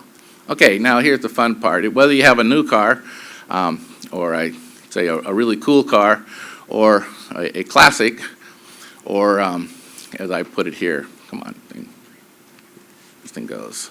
My car, that's actually a picture of my car. This thing's not working right. You put gasoline in it, sometimes put motor oil in it, sometimes more often than not, and you put engine coolant in it. Well, how do you know that these products that you're purchasing are, you're getting what you're purchasing? You surely can't touch, you don't touch the product. You don't really see the product unless you pour it on yourself accidentally, and you surely don't taste it.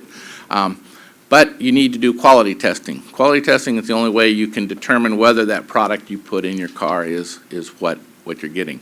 That's what the Petroleum Product Program does. We test products for quality. We do laboratory testing.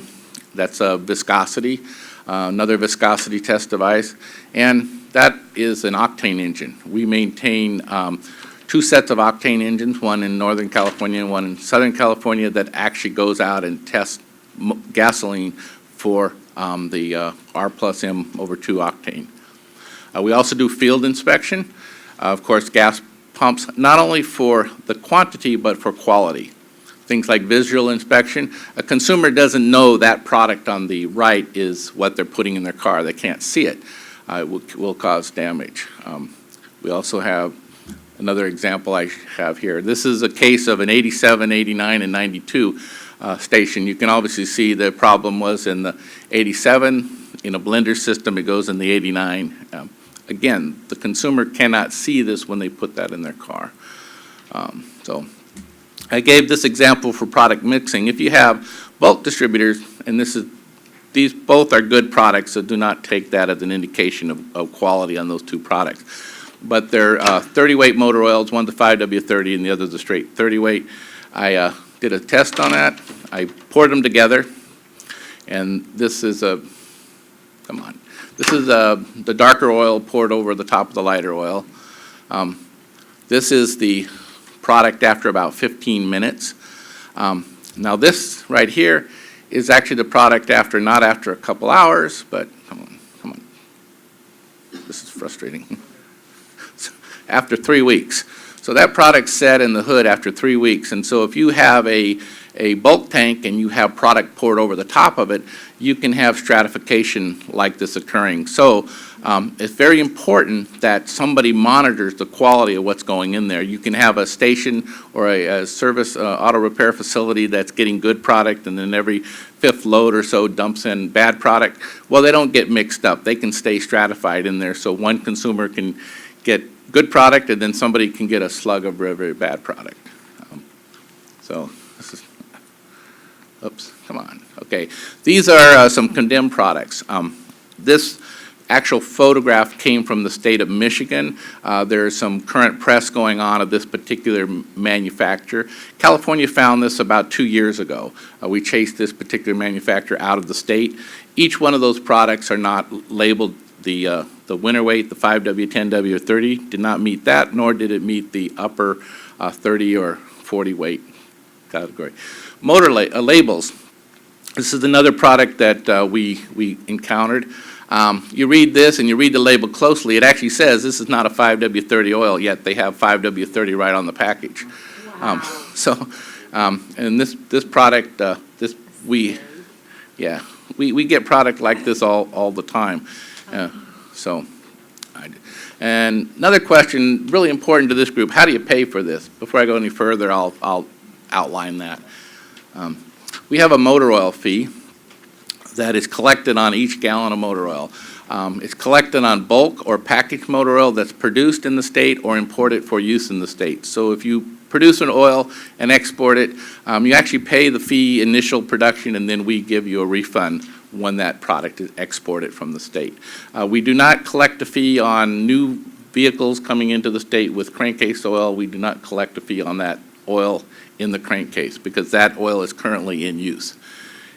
Our fee is capped at 5 cents a gallon, but currently we're only collecting 4 cents a gallon on that.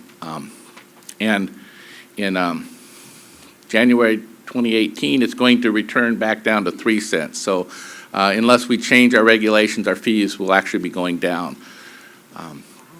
And currently, our revenues are about $3.9 million. So we're collecting, it's not a whole lot of money, and it amounts to about 10 cents a year per Californian.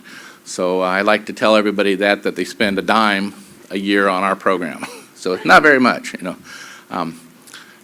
at all. What do you get for the money? The products that we sample, we cover all motor vehicle fuels.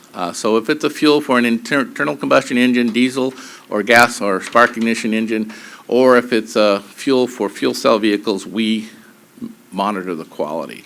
We also do motor oil, as I said. We do, we don't do pointers, gear lube, so we do gear lube. We do automatic transmission fluids, brake fluids, engine coolants, and in rare cases, home heating oil and kerosene. So in all those cases, these are products that we sample and test for quality.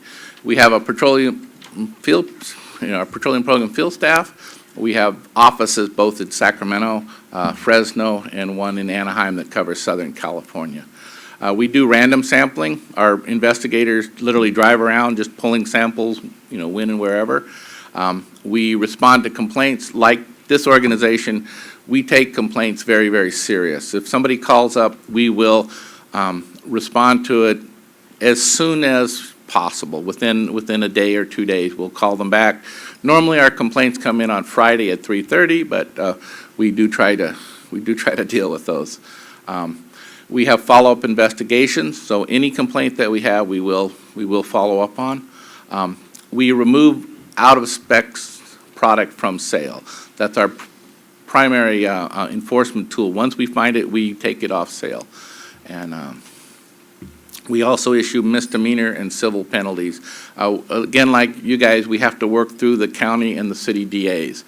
That's how most of our enforcement action is taken care of. The other thing we do is California's unique. It has 58 counties. Those county weights and measures officials are also part of our system.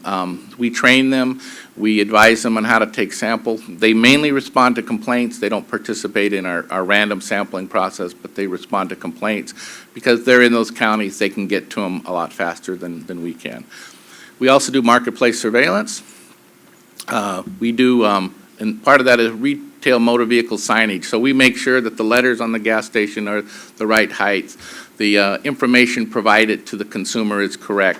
The signage is in the proper locations and the like. The main purpose is to have uniformity throughout the state. So whether you're in Sacramento County or San Francisco County or anywhere but some special areas of historical districts, the signage is the same. We also monitor bulk product storage tank labeling to make sure that the gas tanks, the bulk oil tanks at the sites has the correct labeling so there's not a mix-up in delivery. This part of the program has done a very good job in keeping cross-dumping, mixing up a product from occurring.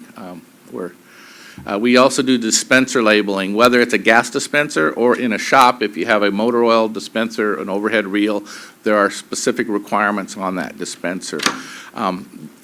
We also conduct audits of the stations where both the state inspectors and county inspectors will go in and audit the stations for a list of criteria that they must maintain. And we do retail package labeling, like the one I showed you earlier. Where do we sample? People always ask that. Our primary sampling is done at the point of transfer of the product from buyer to seller at retail. So if you're a store selling a product, or you're an auto shop selling a product to a customer, or you're a quick lube place, any place where you have that retail transaction, that's our primary point in sampling. So again, I put retail stores, gasoline, diesel service stations. In the future, there'll be hydrogen fueling stations, alternative fuel fueling stations, and the like. Quick lubes, oil changes, and auto repair facilities. And we never sample from consumer tanks. We always get that question, my gas is bad, come out to my tank. We do not sample because there's no chain of custody. We cannot be assured that what the person sold you was in fact that product in the tank. And so we make a point. Next thing you do, what do we do once a problem is found? We always work up the supply chain. California has what we call strict liability, which means the seller of that product is liable for the quality of that product. But we are practical. We know we have to work up the supply chain because a lot of times station owners, shops can be victims also. So we look in the bulk transport, we look at bulk storage locations, we look at wholesale warehouse locations, we go to all the major warehouse distributors, and we go, if we can, to the product producers. If they're an in-state producer, we will eventually work up to that producer. We do laboratory analysis, and I just giving a few examples. For fuels, we do water, sediment, vapor pressure, flash point. Our biggest problem in fuel in California right now is contamination with water and sediment. As far as the other quality issues, the producers are darn good. We also do things like biodiesel content. There's some confusion about the specifications and what level that can be. Ethanol content in the flex fuels, and of course octane. In motor oil, gear lubes, and automatic transmission fluids, water, sediment, viscosity, volatility, and the like. For engine coolants, we have a series of tests that we do for that.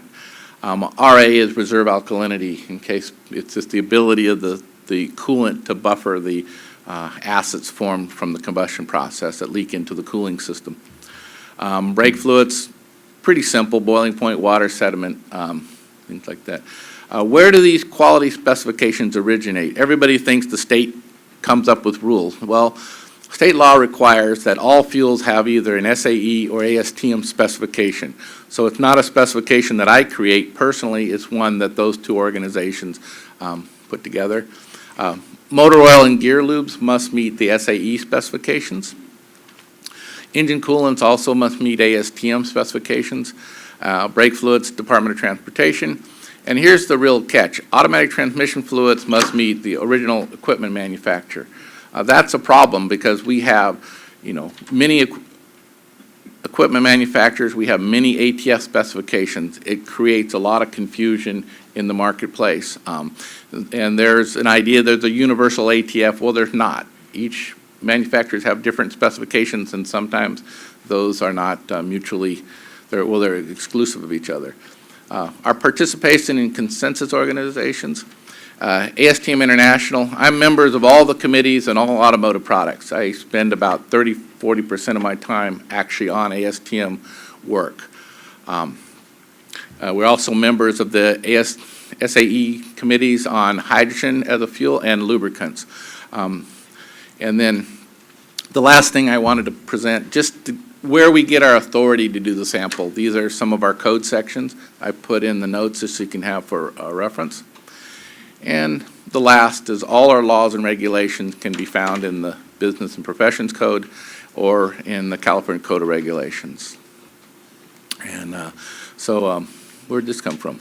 Oh, this is somebody else. Sorry about that. We got somehow mixed up. I think there should be in the package given out, there's my contact information.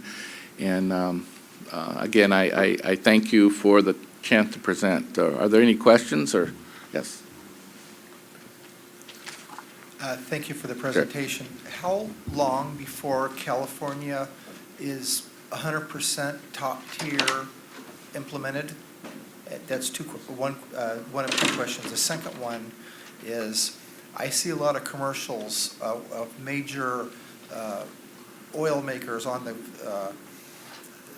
TV, and they talk about their additives cleaning the inside of the motors, and they show pictures of intake valves that are spotlessly clean. And I'm here to tell you, because I actually remove cylinder heads myself, that's an incorrect statement. With the high-pressure fuel systems used on newer vehicles, they get a lot of debris and sludge inside the cylinder heads. But yet I see these commercials that, and I think it's a misrepresentation to the consumers that their additives, and I believe they're referring to top-tier fuels, cleans the intake valves with no further, with nothing else, and yet the manufacturers, all of them now have technical service bulletins stating they must use a fuel additive or a cleaning process to implement removing this sludge. Thank you. Well, first of all, in California, we have minimum quality standards, and of those standards, all fuels must have some sort of a fuel additive, injector cleaners, and the like. All fuels are also As far as the base fuel, California, and this is under ARB regulations, has a model. And all producers of fuel must manufacture their fuel to meet that model. And once they do that and they certify it and then they push it out of their refinery, gasoline is basically gasoline after the refinery gate. There is no difference in the base gasoline from any one manufacturer. That product is fully fungible. It gets pushed down a pipeline, it gets put into a big tank, and you have, 10 different companies owning percentages of that tank. So the molecules that, say, one manufacturer owns aren't necessarily the same molecules that they made. Now, the additives are different, and like you say, there's a requirement for minimum additization in California, and that's the part that I enforce, is that minimum additization. As far as the extra stuff, the advertising, that is, again, advertising. Some companies make claims. They may or may not have data to support that. As far as my jurisdiction, though, it's just the minimum. I can't really go in and deal directly with that advertising. Now, I can inform the public, and I will inform them that the fuel in California is probably the best nationwide. We have octane engines. We used to have to rebuild the engines all the time, do top-end overhauls, do the valves and all that. In the last 10 years, we haven't had to do it, period, because there are no deposits and all that in our octane engines, where before we were doing it every 2,000-3,000 hours. So our fuel is good as far as the gasoline goes. As far as the advertising, yeah, I agree, but not much I can do about that. Well, I'd like to make a follow-up comment, if I may, about that. One major warehouse retailer that moves a lot of gasoline in California, it actually has a separate, they're in the process of installing separate tanks to inject top-tier fuel into their fuels that they get. Correct. And so, and soon, I believe, I've been told they're going to market their fuel as being possibly superior than the rest of them. And so, is their product already meet the minimum and they're making it better? Or is their product being made the minimum by the injection of this fuel? Because there's so much confusion to consumers of what fuel is better. Right. Well, that particular, I think I know who you're speaking of. That particular seller of gasoline is basically making a deal with the additive manufacturer. They're able to purchase their additives. Then they can also maintain a uniform quality of their product at all their facilities, independent of where they buy it. The way you do gasoline marketing on that level is you're basically buying a commodity. So they're buying the base fuel, or the base fuel from, say, the Sacramento rack, for example, San Joaquin rack. They're going for the shopping for the cheapest price. Racks have a problem. They only have a limited amount of storage. They contract for a set volume of fuel. If their tank is too full to receive all their fuel, they get a substantial financial penalty. So they like to maintain, enough room for the next load coming in. So they may drop their price 3-4 cents a gallon. So if I'm pulling, say, in Sacramento, I may go up to the Chico rack to pull today, or I may pull down in San Joaquin or down in Fresno. I'm pulling from all over because these rack prices are, it's a real game on rack prices. That company is trying to maintain a minimum quality across their station so it can be uniform. And it's a good product. I've looked at the product. As far as the advertising part, though, and the selling,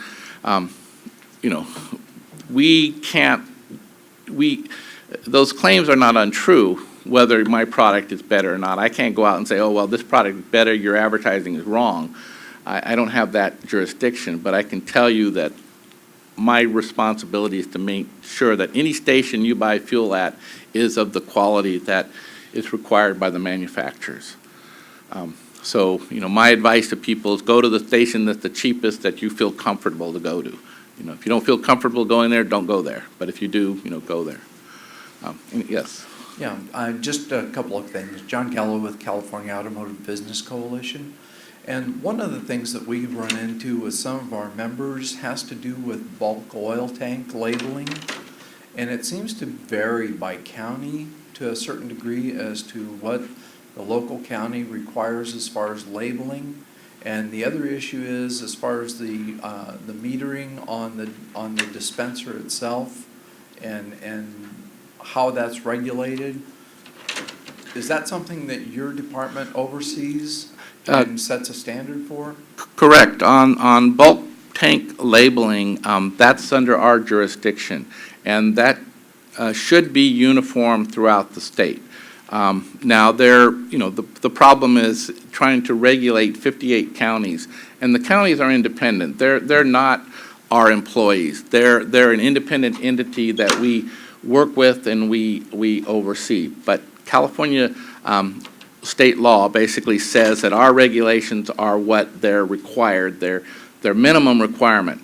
Now, a county can come in with possibly an additional requirement, but the minimum requirement is what we have. And please, I'll give you my card and get a hold of me. And if you have specific issues, I can refer those to our field staff, and we can follow up on that. Okay, thank you very much. Yes. Any other questions, or any question from the audience? Charlie? Yes, Charlie Peters, Clean Air Performance Professionals, interested in the motorist part of this game. You showed a picture of 3 different fuels and showed what appeared to possibly be significant separation of those fuels. And you indicated that there's nothing you can do about the inconsistencies and how that works because somebody else is in charge of that, which basically, the perception of what you said, and that's what reason I am asking the question. Since ethanol is splash blended at the rack, apparently, or used to be, and it's how the consumer is, whether or not they're getting a consistent product at the service station, in their gas tank, different modes of operation, et cetera, I think is potentially a very significant financial and environmental impact on the state of California. And the question is, who's responsible? And the question is that an issue that can be improved in California where we have a more consistent, effective fuel distribution that's resulting in cars that are running more with less pollution and at a better quality?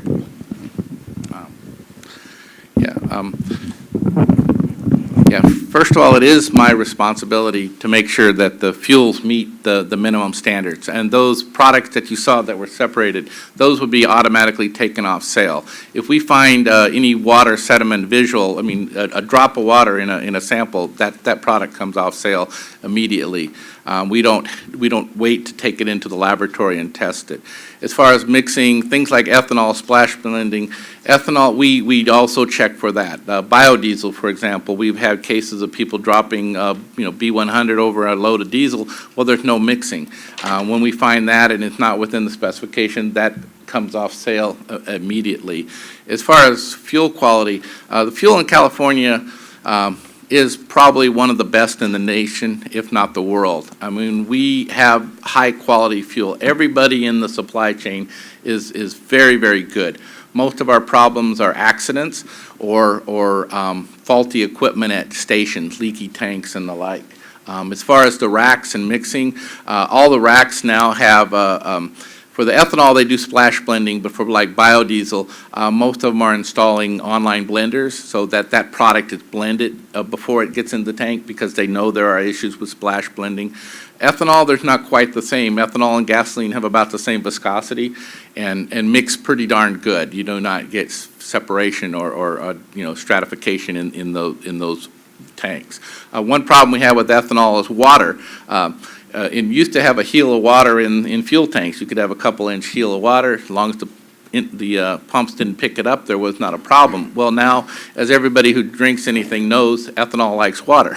And so we have a problem of the water in tanks pulling out ethanol. And we do encounter issues where we'll go in and sample a tank. We pull a product. It looks like, it looks good, but it happens to be water and ethanol with no gasoline in it. And so we're acutely aware of that. It's one of probably our biggest problem is that as far as quality goes. And so, Follow up? Just another little side of that is that I can't seem to find out if anybody ever checks to see if we have ethanol in our water supply, including the largest water purveyor in the country. Nobody apparently ever checks for ethanol in our water supply, which is a carcinogen, and nobody seems to care enough to actually check and find out if it's impacting our water supply. And since we have a 10% mandate of ethanol in our fuel, both diesel and gas, someday somebody's actually going to check and find out if we're also, if this is a factor in our health and the issues of our water supply in California. Well, I can't really speak to that, but when you do analysis on drinking water, well water, you do a VOA, a volatile organic analysis, and if the ethanol were showing up in any sizable amounts, it would show up in that. So there are a lot of other agencies, not our agency and not BAR, of course. We don't have jurisdiction over that, but there's a lot of monitoring done on water quality. I feel fairly comfortable. I know the extent and the amount of monitoring done. So I don't think I would be that concerned about it. And the levels that the ethanol would have to be harmful, you know, we drink ethanol on a daily basis, most of us. So I think the levels that it would have to be harmful in water would be easily detected by the analysis done. So. Alan, thank you very much for the presentation. I did have a question, though, and not to put you on the spot, but when we originally met some months back, we had talked about maybe a presentation on those federal guidelines, and I think this was a really great presentation, just kind of an overview of what your role is in Right. state government and regulation of the industry, but there were some other aspects to your work that you wanted to share with us. I've seen that. You know, first of all, I sort of gave the 10,000-foot level, and in preparation for this meeting, I wasn't really sure of the format. And now I see that you're a much more technical organization in meeting, and so I don't have a preparation, any presentation prepared right now, but I can put together a much more technical presentation for the group. And again, I apologize. I didn't know the exact format, and the group I was dealing with said, you guys are very technical, lots of data, which I love, actually. As far as the interaction between federal, again, as I said, the federal government does not have jurisdiction over weights and measures activity.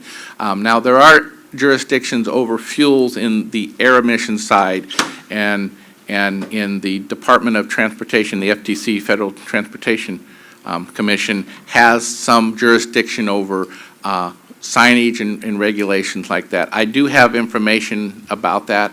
I actually have a presentation on it, which would be real easy for me to rework, and I'll provide it to you and then gladly present it next time. That would be great if you could come back maybe in October at our next meeting. Yes, and I'll be much more technical, and I apologize for like the simple pictures and that, but I didn't know what the group was, and I was trying to introduce some humor into what is sometimes a very dry subject. I understand. Thank so, you. Any other questions or? No, thank you very much. Okay, thank you. I'm told the BAR website has been down intermittently, and if that is the case, please, if you can direct anyone via text or email, if you've got your smartphones with you, to the DCA website. That's www.dca.ca.gov, and go to the media tab if you're having problems with the link that was provided on the advisory group meeting notice.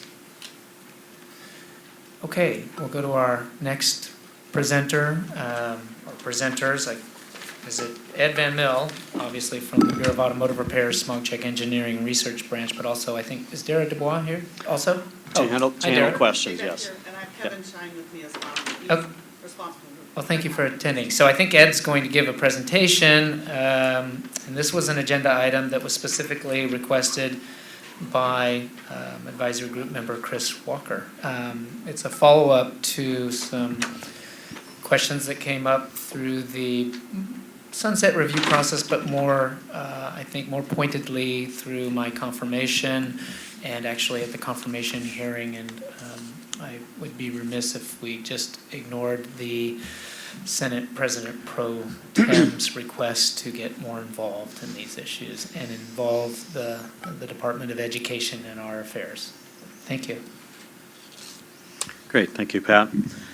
Excuse me. I'm here to talk about a new program, fairly new program that's being implemented to bolster training throughout K through 12 and secondary education systems to provide a better pathway for students to develop the correct training to be able to pursue careers. In July 2013, the legislature passed and the governor signed into law Assembly Bill 86, creating what's called the California Career Pathways Trust. Funds in the amount of $250 million will be made available for use through 2016. This money is available to schools, districts, charter schools, and community colleges, districts in the form of one-time competitive grants. The legislative intent is to build more effective partnerships between employers, schools, and community colleges. There also has been substantial discussion, from what I understand, at the legislative level of possibly another $300 million for the 2014-2015 budget, and I'll speak to that in a minute. So the goal in this, with the California Career Pathways Trust, is to connect the dots from K through 12 schools all the way up through community colleges, post-secondary, to provide better career paths for students in the coming marketplaces. Just for your information, currently there are approximately 450 high schools in California that have, and I'm going to focus a little bit on the automotive side here for obvious purposes, but 450 high schools that have automotive programs in California, 130 California community colleges, most of which have automotive training programs, in excess of 200 private schools that and these all teach auto repair and smog check repair techniques. These schools provide millions of hours of training and do the heavy lifting when it comes to training technicians for automotive repair and smog check repair. So in this scenario, schools were invited to submit grant proposals, and to apply for these grants, schools had to meet the criteria mentioned here. I'm not going to read, there's quite a bit of reading material in my presentation, and copies of this are available in the back, but it's all pretty common sense when you want to have schools propose for grant money. They had specifics regarding K through grade 14. They had to comply with certain sections of the education code. And then they got into the specifics regarding the legislative intent to establish collaborative relationships and partnerships with business entities, community organizations, and institutions of post-secondary education. I think part of what brought this on is in the media we hear of students taking out substantial loans, going through programs, or going even through and finding problems or having difficulty finding jobs. And so the idea here is to tie the companies that actually hire into the educational process. Come on. There we go. Make sure I'm on the right page. Yes, this is the continuation of the grant criteria that was required by California Department of Education, who's one of the administrators of this funding. Provide pathways to post-secondary education aligned with regional economies. So, for example, in Silicon Valley, there may be more of an emphasis in high tech as opposed to the Central Valley, where the emphasis will most likely be agricultural. So, California Department of Education, or CDE, received 123 eligible applications. And in these applications, there was over $700 million in requested grants, which I think demonstrates a large unmet need in this particular area. We all know with the economy the way it has been for quite some time, one of the areas that a lot of cuts were made were in education. I think that's reflected in this, in the large dollar value of the requests. And applicants included the school districts, community college districts, county offices of education, and direct funded charter schools. The industry sectors that were represented by the grant proposals are pretty vast, from high-tech, engineering, information, digital media, public service, and then into agricultural and plant science. So originally we were, information has been difficult to procure because it's so early in the process. And originally we at BAR were thinking that that we were going to see a lot more of the money in the automotive area, and not being critical of the program, but it appears that that isn't as much the case as we had originally heard. Yes? So the automotive sector is not hidden within one of these sectors unwittingly that we just can't see? I pared down the list of industry sectors based on information that I had, and there is a representation of automotive technology in the funding, and these were the primary ones. And if you take a look, agricultural mechanics is often, auto mechanics is typically in many educational entities grouped with agricultural mechanics. That's a throwback to the, we used to be a farming community, and that's a throwback to that time. So I have to admit that at this point, I've been digging up as much information as I can, and I have two representatives from California Department of Education here to answer questions when I'm done. CDE is at this point still going through these grants, and so exactly how the money is going to be parsed out to which schools is still a bit up into the air. If you look at the, well, I'll go forward into my, they broke the grants up into categories, up to 15 million, up to 6 million, come on, up to 600,000. And where these schools fall in that group is still being determined by CDE, and they'll be able to answer, I suspect, many of the questions that we have when we're done. So I wanted to go from industry sectors to industry partners. If you take a look, this should be, this is a small sampling of the industry partners that are cooperating and working with Career Pathways Trust. They really are, the companies that hire these people are really in part the benefactors, as we all are, but because they see the benefit to it, many large and small companies are participating in making this program a success. Based on what I've seen, I doubt this program is going to be done anytime soon. I think there's a huge need that's been in place for quite some time, and I think it's going to take more than a one-shot injection of $250 million to satisfy that need. So back to one of the slides I threw at you earlier. These are the schools and districts and offices of education that were approved for up to $15 million grant category based on their grant proposal. I assume that CDE did a cursory look at all of the proposals in order to judge the value and the scope of them, and then put them into separate grant categories. And currently, this is the information I have regarding where some of the money is going. The specifics regarding which schools, which district are going to get how much money are not available yet at this time.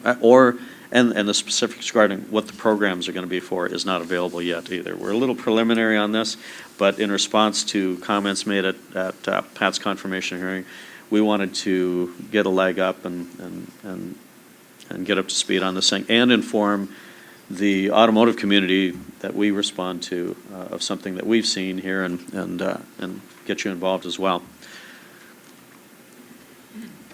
So this list here is the schools that will receive up to $6 million maximum. They fall into that category. And if you glance through these are, none of these are individual schools. These are school districts, community college districts. These are representing large numbers of schools, large numbers of students. The impact, $250 million, about $250 million can make a huge impact, but we're spreading it out here, and it'll be a great program, I think, but I think without more money coming in, it would have a reduced benefit. Oops, went too far. There we go. And this slide is the group of districts that will receive up to $600,000 grant. And glancing through these schools, I noticed there's quite a few high school districts, which I think is fantastic. I think from what I've seen, the high school districts have gotten starved for money more than than many other school entities have or organizations. So it's, I think, gratifying to see some of the money going in here. Come on, there we go. More information of the text of AB 86 can be found at this website. And as I mentioned, I'm going to reiterate, I have copies of this presentation in the back, and I buzzed through it pretty quickly. If you want specifics that were in my presentation, either talk to me, I can email you a copy of it, or you can get a copy of it at the back of the room if we don't run out. And I realize the presentation leaves a lot to be desired regarding details, and I hope I've explained adequately that right now information is relatively sparse. We got onto this pretty early, and I did bring invited, and they gratefully showed up. I invited Dara Dubois and Kevin Shine from the California Department of Education. If you can stand up. There's Dara and Kevin. Thank you. And they're here to help answer questions that I can't answer, which will probably be most of them. And I see there's a link to some Q&As on the career pathways that you have on your website, you've got on your presentation. Right, and the Q&As discuss the process. Okay. At this point, they're discussing how the process has been working and how it will continue going forward. But the detail, I want the details, and they're just not available right now yet, to my knowledge. Well, I think I owe it to Chris to start us off with the questions. He's really been a champion of this effort, so why don't we go with you first, Chris? Thank you. And again, this workforce development issue and vocational education in our public schools is critical, not just for the mission of the Department of Consumer Affairs, but also for our industry and how we adjust to changing technologies and how we're able to remain competent and professional and providing the consumers the protection that they need. And I don't think it's any secret.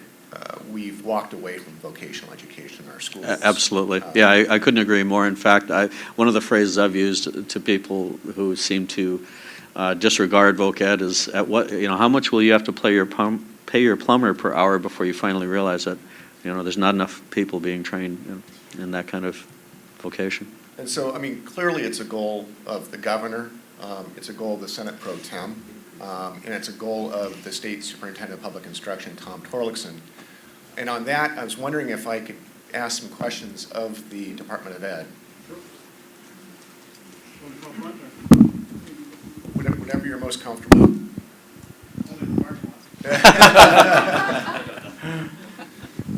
Does this work? Okay. That works great. And Ed, thank you for the presentation on the career pathways. This is but one program that's the most recent program. But what we do see, and just as a way of kind of background, we do see that as a function of categorical flexibility implemented by the previous administration and the local control funding formula implemented by the current administration, we've seen about $450 million, give or take 50, of dedicated ROP dollars being opened up for districts to use any way they want. There is a maintenance of effort obligation, but I understand that is not so rigid. And so we've seen a tremendous drop-off of regional occupational programs across the board. Automotive continues, and I know that it has been in the past, but it's kind of been referenced as a job-based economy of yesteryear, not of the economy of tomorrow, in many policymakers' opinions. Even previous superintendents have said that this is not the future jobs for California.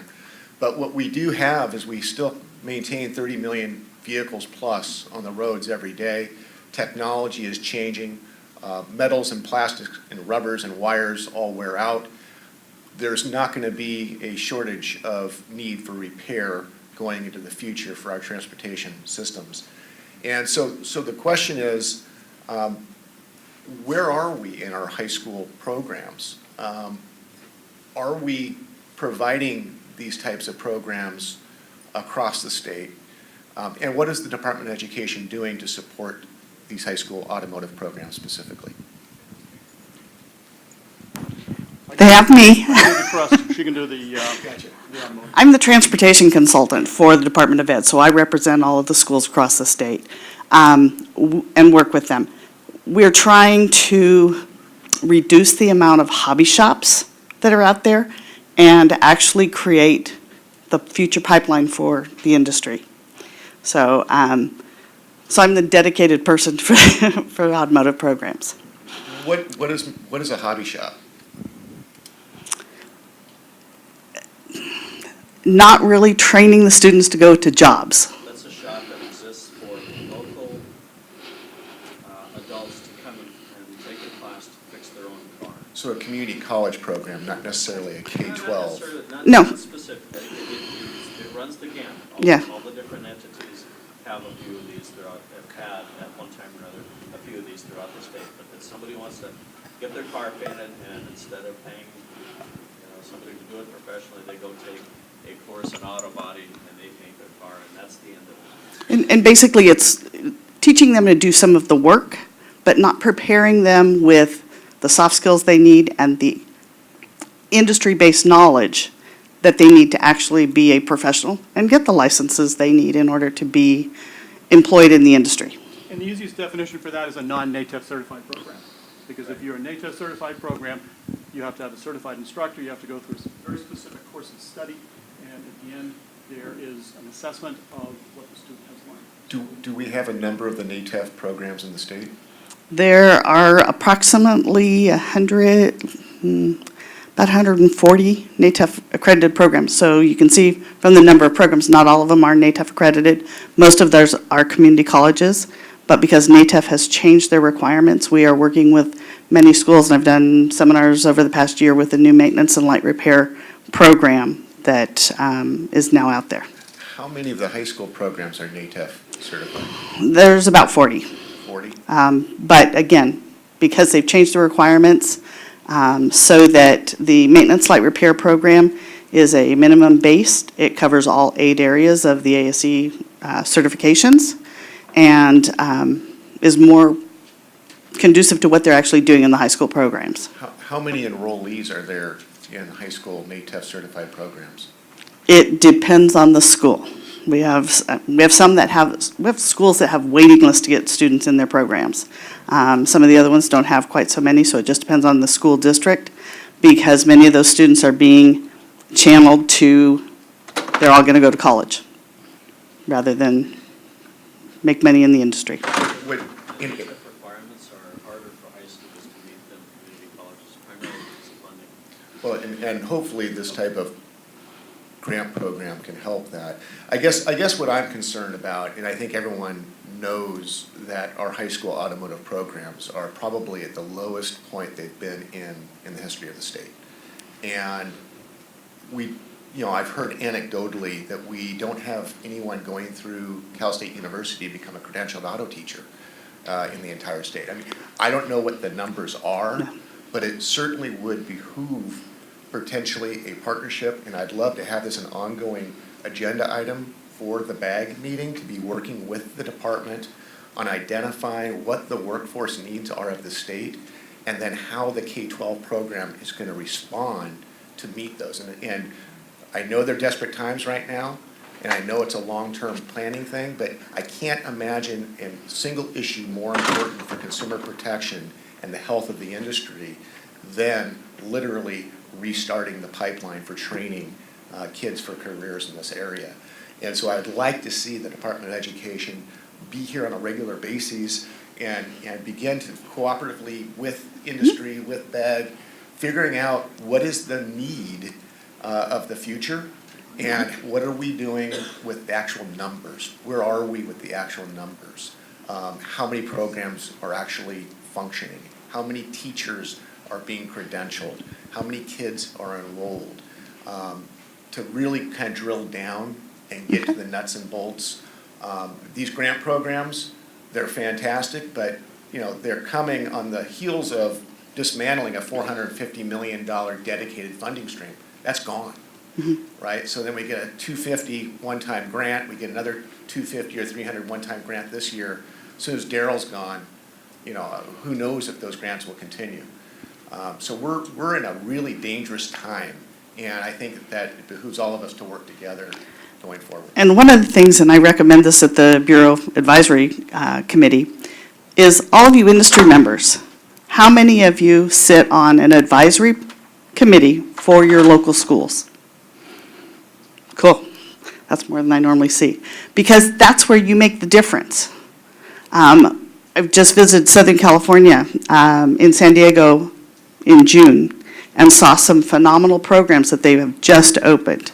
There's a collision repair program that would rival any dealership. Yes, they are awesome. They opened up an automotive program there where we did it with Prop 1D funds. But getting you on the advisory committees is what keeps those programs going and can keep those programs open. And you're right on the Cal State LA. Cal State LA is losing their program because all those guys are retiring. There's not very many programs that certify industrial technology instructors anywhere. There's a few, you know, they're few and far between. Most of our people are coming from industry. But then they have to go the other way and go back to school to get their credentials and all the information. And that's the problem, is coming from industry, you have to have a BA, and you have to go through the pedagogy training and everything else. It could mean anywhere from 3 to 4 or 5 years of schooling that a retiree is not willing to do. So the question is, how do we rebuild the pipeline to ensure we have credentialed teachers at the get-go? So, good question. But we do have some programs that are going. John? Just had one question. As I look at the grant categories, how are the school districts determined? As I look at the list in the various dollar amounts, you know, I see counties like San Bernardino not represented. I see counties like San Diego not represented. You know, how is it determined on which groups get pulled in, what districts get pulled into the grant money? First, I'll ask the question, how many educators are in the room besides Dara? Actually, she's a car person. Okay. This is not an educational grant. Actually, can people hear me like this? The webcast, the webcast cannot, so. Oh, sure.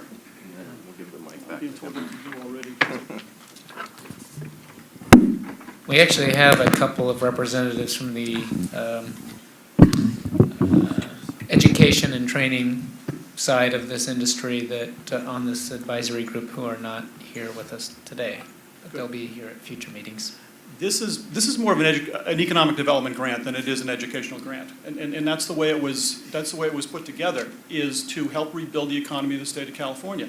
And the way it was supposed to be done was for folks to form consortiums, regional consortiums. The definition of region was up to the folks that were in the consortiums and say, hey, these are the needs that we have in our consortiums, and we want to use existing career pathways or construct new career pathways to meet those needs. So that was very clear and that was very upfront. If you look at numbers, initially we asked folks, okay, who wants to sign up for the grant?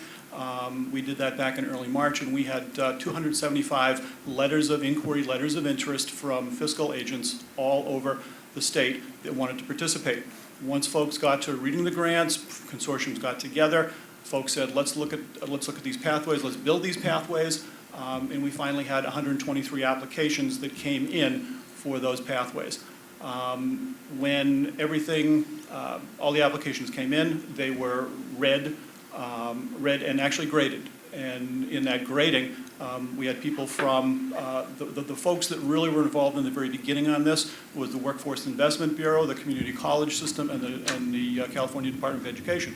And we had folks from each one of those organizations read these grants. I figured we did some numbers, and there was probably well over 1,000 man-hours in just looking at these things and reading them, because some of them could be up to 50 pages on, and I know Dara read a bunch of them, 50 pages on the straight application, and when you look at the whole grant, it could be up to 300-400 pages. There was a lot of material, a lot of information, and each reader basically was put through a training so that they understood what they were supposed to look at and how they were supposed to grade, and then each application was read 3 times. Those scores were averaged together, and then they put the highest score at the top and started going down through. applicants were asked to apply for 3 different categories, up to $600,000, up to $6 million, and up to $15 million. And in some cases, folks went for the 15, some went for 12, some went for 11. So you were asked to submit for a category, and then the award of the money was based upon the category that you submitted for. So everything was very proscribed, everything was very structured, and a lot of time and effort was spent in making sure that the way it was done was very fair. The thing that really impressed a lot of people was the number of applicants that came in, and the fact that the ask was for almost 3 times as much as money that we had to hand out.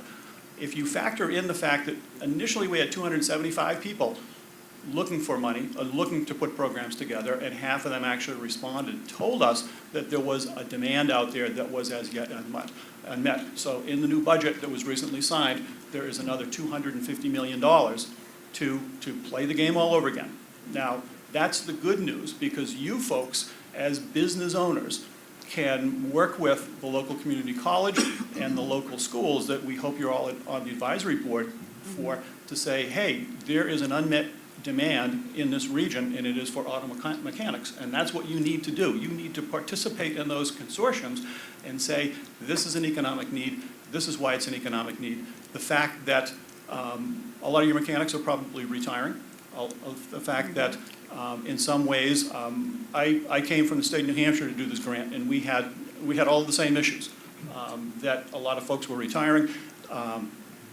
We had a very, in New Hampshire, we had a very strong automotive base, we had a very strong manufacturing base, but those were not necessarily seen as the most glamorous fields. But when you began to talk to people and found out how much a good, Class A technician, on a day rate could make, all of a sudden people started looking and saying, I never realized that. So it's important really to have your voice heard, because in this next round of grants, there's an opportunity for you to participate.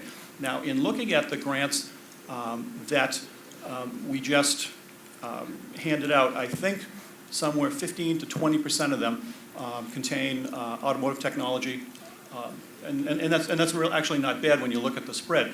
Probably 60% of them went into areas of STEM fields, because if STEM, science, technology, engineering, and math. If you look at some of the requirements of the grants, it was for high wage, high skill, and high need. If folks put anything else into grant applications that didn't meet those requirements, they weren't going to get funded. And they actually had to, something was, once again, being an economic development grant, you had to actually go to EDD databases for the labor market information and say, these are the programs I want to support, and this is why. And this is the number of jobs that are required in this region, this is the pay scale for those regions, and this is the same 5 years out. At the same time, they had to also go onto a website for economic development for the community college, Doing What Matters, which gave you similar information. A lot of folks that were awarded grants also took trade information in and talked to their trade industries and laid it out very, very carefully. These are the pathways that we support. These are the positions, the jobs in those pathways. These are the pay scales. These are the demands. And this is what we intend to do. And if you look at how this grant, in my mind, should be judged, say, in the next 5 years, because this first section is a 5-year grant, is how many students that went through that system are now employed in the economy, and how the regional economies are faring based upon those students being an infusion of new, smart labor into those areas. Sure. John Gallo with California Automotive Business Coalition. I think the one thing that we continuously see in the education field is where you have a very strong department manager that's running the auto shop in a given school, that's really become a champion with the administration, with the industry in the marketplace. I mean, you can name Skyline, you can name Rio Hondo, you can name some of the top programs in the state. Has the Department of Education thought of bringing those specific school department heads into a meeting to create a template for those schools that aren't doing as well, to figure out a way to improve their program in their marketplace, to become a champion within the administration and the industry to improve their program? I can't answer that question. I don't know if Derek can. They are on my committees, so we do discuss a lot of the things that you're talking about. I don't think we've gone to that level of distinction yet, but we can talk about that again some more. Okay, thank you. Thanks, John. I was also wondering, might we be able to include them in our next presentation at the California Automotive Teachers Conference coming up this fall? Yeah. This next grant opportunity would be a great, I think that would be a great venue to introduce that to that. Yep. When is that? It's in October. October. Third weekend in October. Yeah, maybe you're it's already planning to LA go. Trade Tech. LA Trade, that's Okay. right. You're already aware of it. Great. Craig? Craig Johnson, Automotive Service Councils of California. Our member shops are at a crisis level with the need of experienced technicians. We have plenty of technicians that apply and that have repair skills and remove and replace skills, but few have critical thinking skills. And our members have found that the critical thinking skills come from the lower high school-based education onto full college, junior college skills. And we have a separate foundation, the Automotive Service Council's Educational Foundation, and our members are taking an approach to contacting the local high schools, and all of our members are on advisory committees for the high schools and the colleges. And I task everybody in this room today, our organizations, as the gentleman stated, if we could all get on these advisory committees, it's very critical that we get in at the ground level of these schools and help them and help educate our children, lack of a better phrase, our students, so we can bring them back up to the level that they need to be, because again, we're at a crisis level, and if we all can band together and bring this forward, it would be great. Thank you. Can I ask you a question? Sure. How many of those schools participate in your ASC meetings? Because I know I'm an automotive teacher, and I haven't been to a meeting in many years. Well, good question. Because We can get that out. yes, because we have 7 colleges in our local chapter, which is the Pasadena area, and we had non-participation going down to 0. So our educational foundation has grants now and scholarships, and we task them back. In order for them to participate in our scholarships, they have to participate back within our chapters. So that went from 0 back up to 5 and 7 again. That's how we task them back. But the answer to your question is, in our area, we have 7 colleges, and there could be a lot more. Thank you. I mean, it's important to note that this is an area where self-advocacy is going to get what you want, because in education, we hear from all the industry groups, and they're saying, we want your best and brightest. So you are, and you have to look at it, you are in competition for the best and brightest. You have to figure out a way to draw those students to your industry. And that's real important, because there are so many choices out there right now. And I'll kind of give you an example. I've done a lot of work with engineering, a lot of work with manufacturing. If you looked at any newspaper in the late 90s and the early 2000s, it said all over the place, engineering is dead and manufacturing is dead.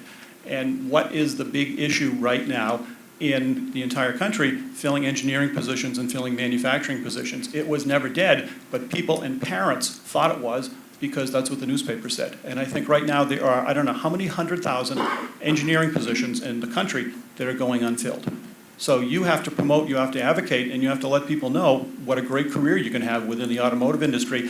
The other thing that needs to be looked at is, don't stop short of being an auto tech, being a salesperson, being in marketing, being an office person, in a good operation. Those are great jobs. Those are all viable jobs. And I know many folks have shortages on them. So what I think is necessary, and that's what I know in New Hampshire, in New England, that's what they were beginning to do, is really advocate to show students that working in the automotive industry was an exciting business, it paid well, and it had job security. And if you can market that to students, you are going to get parents looking at that and saying, wow, that's something to take a look at. I have a question back at you, please. Is there room at the table for our industry? Many gentlemen here sitting here, we all have foundations that we administer.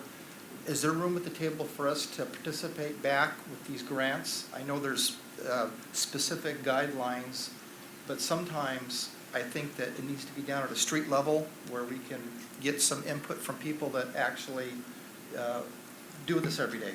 Join the consortium, be part of the consortium, because the whole idea behind that consortium was so that you folks could say to the community college as well as the K through 12 system, this is the need. This is a regional economic need. And if you read that grant, and as I said before, this is not an educational grant. This is a grant made to jumpstart and promote regional economies, where the need is, where the money is, and how things can grow. So it's being part of the consortium. It's starting it. You know, a lot of the larger consortiums had many levels of business participation. And I'll just give you an example of the consortium in the Sacramento area, which many of you know, Crane.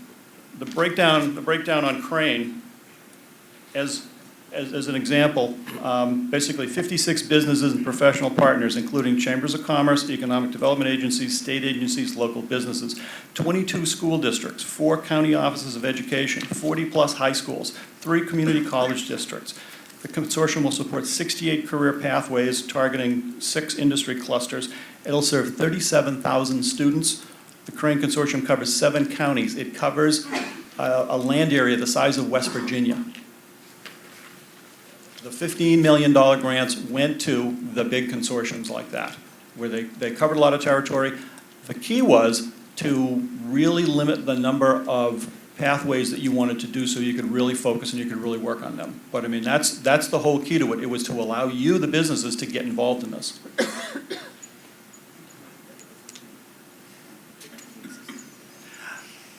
One of the provisos of the grant basically was it was either to expand existing programs or create new programs.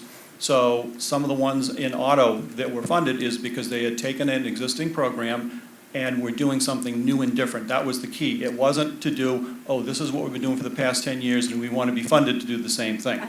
Because a lot of those grants, if you look at a lot of programs, there's a philosophical divide in education. Do we educate local students for the local workforce, or do we educate students to go out in the world and do what they want to do, what their career is, their passion, their calling?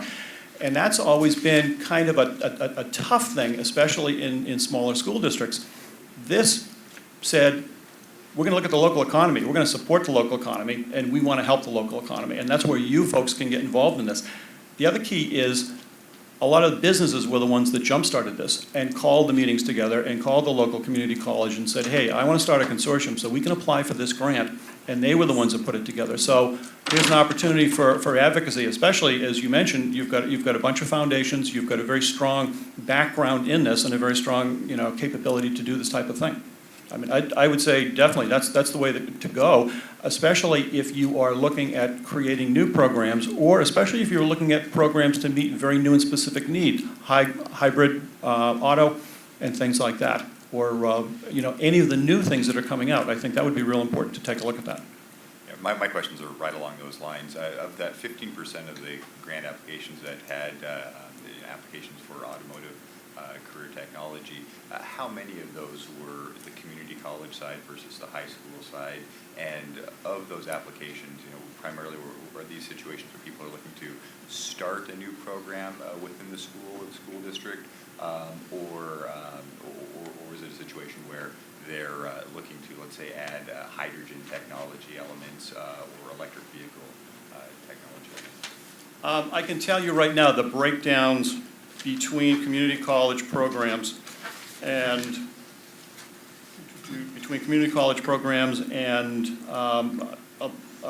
basically, I'll give you the numbers right now.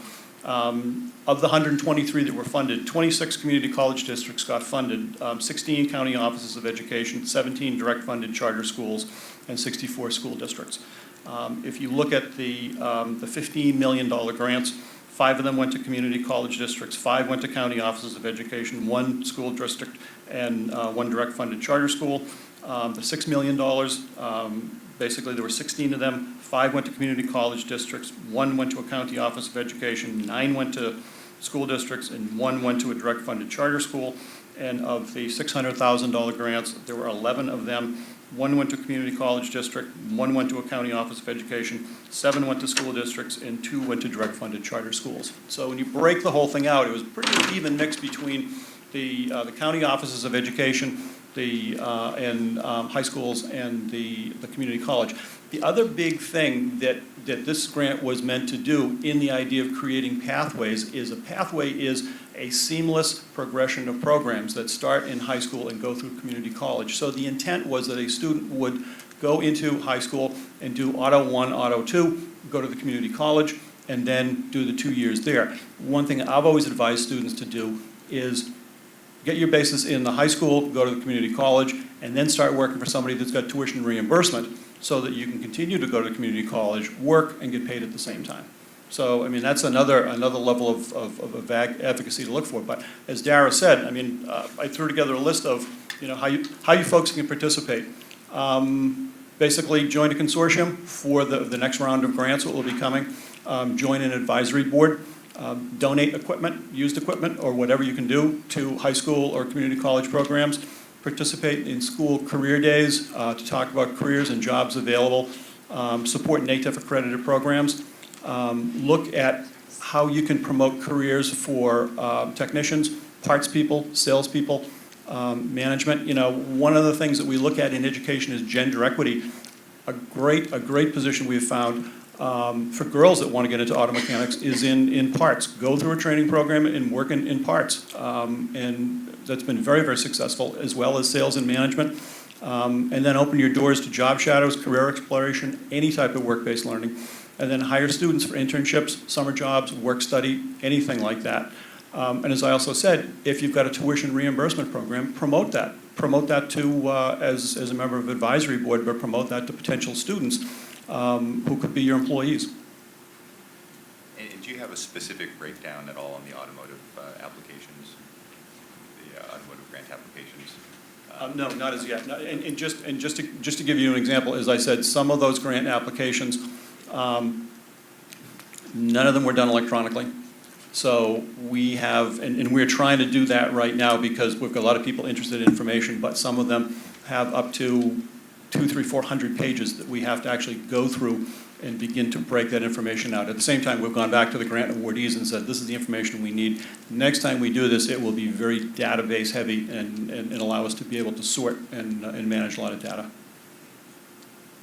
Running low on time, but we'll go one more question. Just as far as the industry involvement and the donations and whatnot, I know that a lot of work has been done in the past, and local districts, for whatever reason, have canceled the programs, the equipment's auctioned off.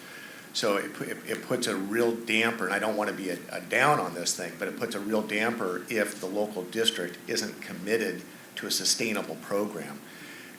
Because these funds, these grant funds, are one time, and because the ongoing categorical has been erased, is part of the criteria for awarding the grants based upon the commitment of the local district to continue to sustain the program beyond the limits of the grant. And you win the prize for that.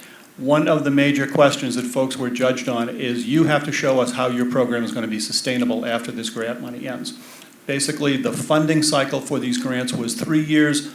Folks were allowed to carry 1 year over into a 4th year, and the 5th year, you had to have a very, very robust sustainability plan showing us how you were going to carry this forward, and it was not going to be a one-time event. So that was an important part of this. And some folks that had great plans and great ideas really didn't have a good sustainability plan, and I don't have to tell you what happened then. Very, very important, because I know exactly what you're talking about. A lot of time, money, and effort goes into building something. The money stops, and everybody kind of looks around and says, what do we do now? That is not the intent of this at all. All right, thank you so much. We're going to move on to our final presentation. Ed, thank you so much for the presentation, and Dara and Kevin for attending today, and I look forward to continuing the dialogue. There were excellent ideas from, it's Kevin, right? Kevin on how to get involved. I think we ought to figure out how to publicize that through our newsletter or what have you. I mean, that's an excellent list. Thank you, Chris. I'm extremely grateful to you for requesting it be part of the agenda. All right. There he is. Vince Soma. This is his last, you can't say it's your last advisory group meeting. We can hope. So, don't take it personally, I don't. So, you guys are great. So this is just a brief update on where we stand with the laws, current legislation that we've been monitoring, as well as regulations that the Bureau is currently working on. As far as assembly bills go, we really only have the one. It's AB 1665, which deletes tire-related activities from the exclusions of automotive repair, adds a definition for tire pressure monitoring system. This bill also excludes the roadside folks, the emergency roadside folks, such as AAA, from registration with BAR. And it requires any dealer, repair dealer that does tire services to be capable of diagnosing and servicing the TPMS. This bill currently resides in the Senate Appropriations and is scheduled for a hearing on the 4th of August, if anybody's interested. Senate bills, we did track SB 913, Dessagne. It would have established some quotas for retirement, both out of the CAP VR as well as the ARB EFMP program. This bill did fail passage in the Assembly Transportation Committee on the 23rd of June. So we're not following that one anymore. Senate Bill 1275, De Leon, adds a mobility option for the low-income consumers within the EFMP. The mobility option is set to equate to the replacement benefit of a vehicle, which is currently $2,500. It also sets that as the minimum benefit for that, but again, can be increased through regulation. It's currently in the Assembly Appropriations Committee and has not yet been set for hearing. I checked again this morning, so. Can you tell us what a mobility option is? So the mobility option is car sharing, transit passes, these sort of things, in lieu of buying a replacement vehicle through a dealership.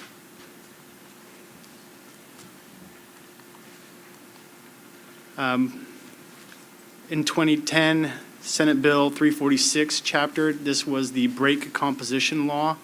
That is a Department of Toxic Substances Control specific law. They are in the process of scheduling workshops. BAR did send out a notice to everybody signed up on its interested parties list, notifying them of these upcoming workshops and a link to sign up for regulatory updates through DTSC. Again, you can visit dtsc.ca.gov for updates on this and to sign up for regulatory updates.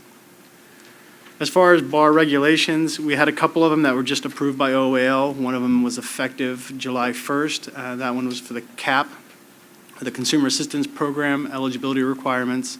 It expanded eligibility to those folks whose vehicles had 120-day registration lapse in the previous 2 years, or whose current registration was expired no more than 120 days.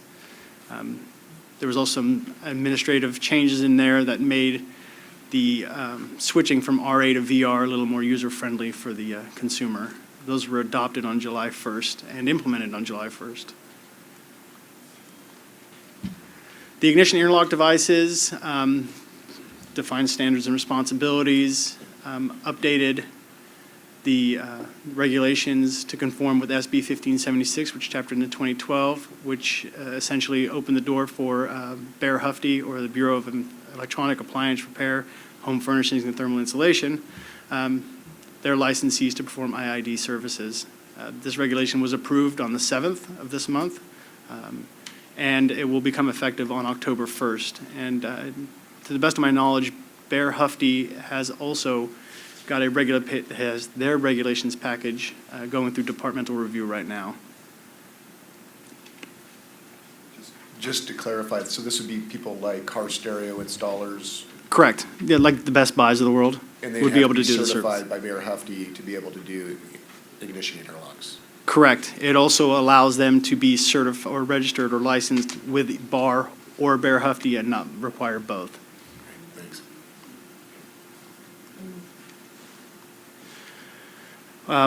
The Bureau has its disciplinary guidelines, which we're updating to add recent and not-so-recent legislation and regulations. That package is currently under departmental review. We've cleared one hurdle there, which is legal, and it's currently at budgets and policy review.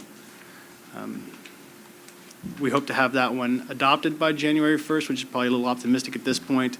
I would say we're hoping to have it noticed formally in the OAL's register on January 1st. Certified schools and instructors. This package is currently under development by BAR still. We're just fine-tuning it before we, I think we'll probably end up workshopping it one more time before submitting it to the department for official review. It will refine certification criteria for schools and instructors, update training standards to reflect current processes, introduces certification for non-technical training, which is one of the points we're ironing out right now. There is, again, an optimistic adoption goal of January 1st, and again, that's probably more of a notice with the register, in the register on January 1st. Windshield installation standards creates minimum standards for the installation of windshields in motor vehicles. That one was workshopped after the January BAG meeting. The supporting documentation is currently being drafted for that one, and it should be at the department by the end of this month. Again, we have an adoption goal of January 1st, which I think is probably realistic for this one. It's pretty easy. We're going to talk about the two regulations packages that we will also be workshopping today, starting at 2 in this room. The first is for mobile ARD advertising, which would require the registration number assigned by BAR to be included in all internet-based advertising and on the side of the vehicle, similar to what's required of Contractor State Licensing Board licensees. There was a task force established, as Pat mentioned. It comprised a good handful of the BAG members as well as some other industry folks. And again, that will be workshopped this afternoon. We have text to share with everybody. Electronic estimates will be workshopped this afternoon. It's going to open the door up. It's permissive. It's going to allow the transmission of an initial estimate via electronic means, so that the entire documentation process for repairs from beginning to end can be done electronically without the need to print anything. There was also a task force established for that one. Again, it's permissive. You don't have to do it if you don't want. You can keep doing the paper process if you'd like. That text is in development and will be shared again publicly this afternoon. And then, yeah, Jack. I'm sorry, go ahead and finish. I'm done.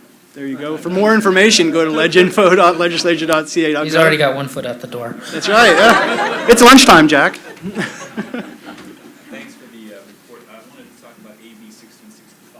You mentioned that was the bill that's going to address, have the tire shops fall under the jurisdiction of BAR. Currently, they're not. One of the discussions that took place during the sunset review, and there was a lot of discussion, was that maybe it's time to really revisit the issue about current exemptions that are in the law. If you change batteries, you don't need to register with the ARB license with them. If you do just oil changes and belts, that sort of thing, it was placed in the law back in the 70s for gas stations, but it's still in the law. And there are folks out there that are taking advantage of this. And I know the industry has been concerned because not only does it affect consumers because they don't fall under the protection of BAR, but also there's not a level playing field. Now, I had heard there were discussions about this bill maybe being a vehicle to maybe having some amendments from either the department or the BAR to look to at least eliminate some more exemptions. And I just wanted to find out. There were discussions, and I know BR was involved. Is there something you can share with us today on that? So I don't want to talk out of turn, so I'm just going to defer to Pat on that one. We heard the same thing you heard, Jack, is that there were discussions. I don't know where we stand with it now. They've spoken with the author or sponsors of the legislation, but I know the department was meeting with agency on this. We're supposed to be meeting with this. I don't know where we stand with it right now. As far as you know, the discussions have stopped, or they're still kind of in discussions? No, I understand they're still Still moving forward on it. That would be something that, from, at least from my standpoint, and the folks that I represented, really important. And I think having the DAR, the Department of Consumer Affairs, I mean, we've talked about this, it's been in committee hearings, and we've talked about it during sunset review. Probably time to really do something here, and this would be the ideal vehicle to at least accomplish that. What's the hearing date? Did you have that on there? The hearing date for this one is August 4th. 4th. But it's an approach, it's going to stay in, it's going to be a suspense file, so there's time for the end of session, but, and most of these things are done at the last Right. session anyway, so there's plenty of time. It's just a matter of the will to do it. Thank you. Craig? Recently, there was some language in this bill that kind of directed that indicated that if you worked on tires, or if you were an auto repair dealer, basically you had to comply to this law for tires. And Pat worked with industry, I think you, and corrected that language. It was some minor language. And I wanted to ask if, can I guess I must talk with you off camera here, but there's, right now the language still indicates that the way it's written, it appears that if you're an auto repair dealer, you must have repair TPMS. And can we get that language to look out a little bit better, please? So the way the language is currently in the bill, you are only required to do the TPMS to be able to diagnose and repair it if you offer tire services. If that doesn't meet your business model, you wouldn't be required to do it. Right. Or to have the tools or the knowledge. Okay, well, there's just some minor wording here that it says repairs tires. And then, you know, a lot of us, I know it sounds nitpicky, but when we do a service on a vehicle, all of us remove tires and put them back on, and repair tires could be construed as that. I realize BAR would never come after an auto repair dealer under this statute, but our industry's been attacked by frivolous lawsuits, and I can see where this could go backwards, so I just want to get some wording defined. And I'll get with you that. Thank you. Thanks. Thank you. Any other questions on the legislation and regulations update? Be free. Be free. Thank you, Vince. You've done a great job for us the last couple of years, and will continue to do so as a manager of our contracts and business services units. All right, the final agenda item. Public comment on items not on the agenda. Do I have any comments from anyone on the advisory group? Okay, how about the audience? Charlie? Do you want to step forward to the mic or grab the mic? I think it's for the people on the webcast. They've been getting in reports that it's hard to hear if you're not speaking directly into the mic. Mr. DeRay and important folks, Charlie Peters, Clean Air Performance Professionals. I have here a document that I brought today. It was in the Fresno Bee, July the 6th, 2014. And it seems as though a significant part of the discussion today is about legislation and utilizing monies to meet the needs of the public and fix cars that are broken and provide ability to educate and do a lot of important things. But what this is talking about, I find really interesting, because it appears to me as though we're completely bypassing all of those systems that we kind of assume is a factor in this process.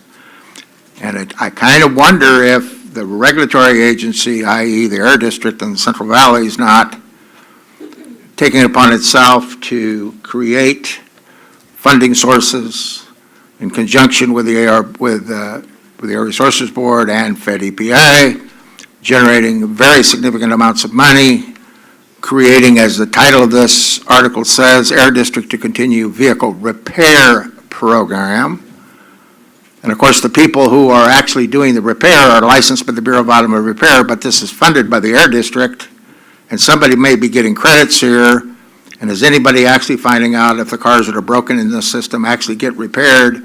Is there anybody involved in the inspection process that has any licensing or importance or anything to do with any of the things that we've discussed here today?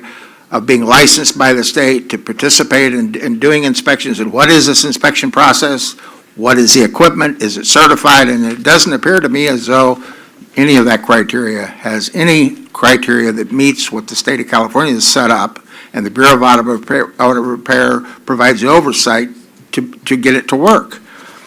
So here we have a system that seems to be going completely around all of the things that we're aware of, and creating this repair process, which is just really a big scrappage program to get rid of the current fleet and add more cars to the fleet, and doesn't do anything to find out if what's broken actually gets repaired. So I think maybe this is an opportunity to actually find out if the Bureau of Automotive Repair could put somebody in there to find out if there are cars there that need specific repairs, and then find out if their licensees are actually fixing what's wrong, because they have immediate access to what's going on as it happens. But this is completely bypassing that whole system, and it seems to be, we're going to have South Coast right behind, and we're going to have the San Francisco Air District right behind, and we're going to all end up with this program that has no oversight, no legislative backing or anything, where we have the regulators deciding what tomorrow's world looks like, and that sounds kind of scary to me. So I would like to see the Bureau of Automotive Repair have some input into finding out whether any of these cars that are going into this repair process are getting fixed at all, because they're licensed by the Bureau of Automotive Repair, and I think there should be some oversight there that will provide the basis for an improved process of the overall big picture, but specifically, are we going to allow this to escape and take all of this down the trail to a completely different world that's about making battery and hydrogen-powered cars in China? Is that what we want? Well, it makes me wonder. So I would petition some attention to this, what's going on, and I have the documentation here, the press release from the Air District, as well as what's in the newspaper and the amount of funding that's going into this, and it's very significant and very interesting to me. Thank you very much for your consideration. Thank you, Charlie. You faxed that to me yesterday, and I've already got staff looking into it. I think it's the Tune-In, Tune-Up program being operated out of the San Joaquin Valley Air Pollution Control District, and we have been in discussions with them, and we'll continue to follow up with them about the information that you've shared with us in that article. Any other comments for items that weren't on the agenda? Okay. Seeing none, we will move forward towards adjournment, but first a quick notice that our next meeting, I believe it is scheduled for October 14th, same time, 9:30 to 12:30 in this room. That's DCA, or Department of Consumer Affairs Headquarters 2 building, hearing room 186, located here at 1747 North Market Boulevard in Sacramento. But stay tuned for an actual update on that, or confirmation of that date. We did have to move this meeting up a week, and I'm not anticipating that for the October meeting, but stay tuned for the final written word or confirmation of that date and time.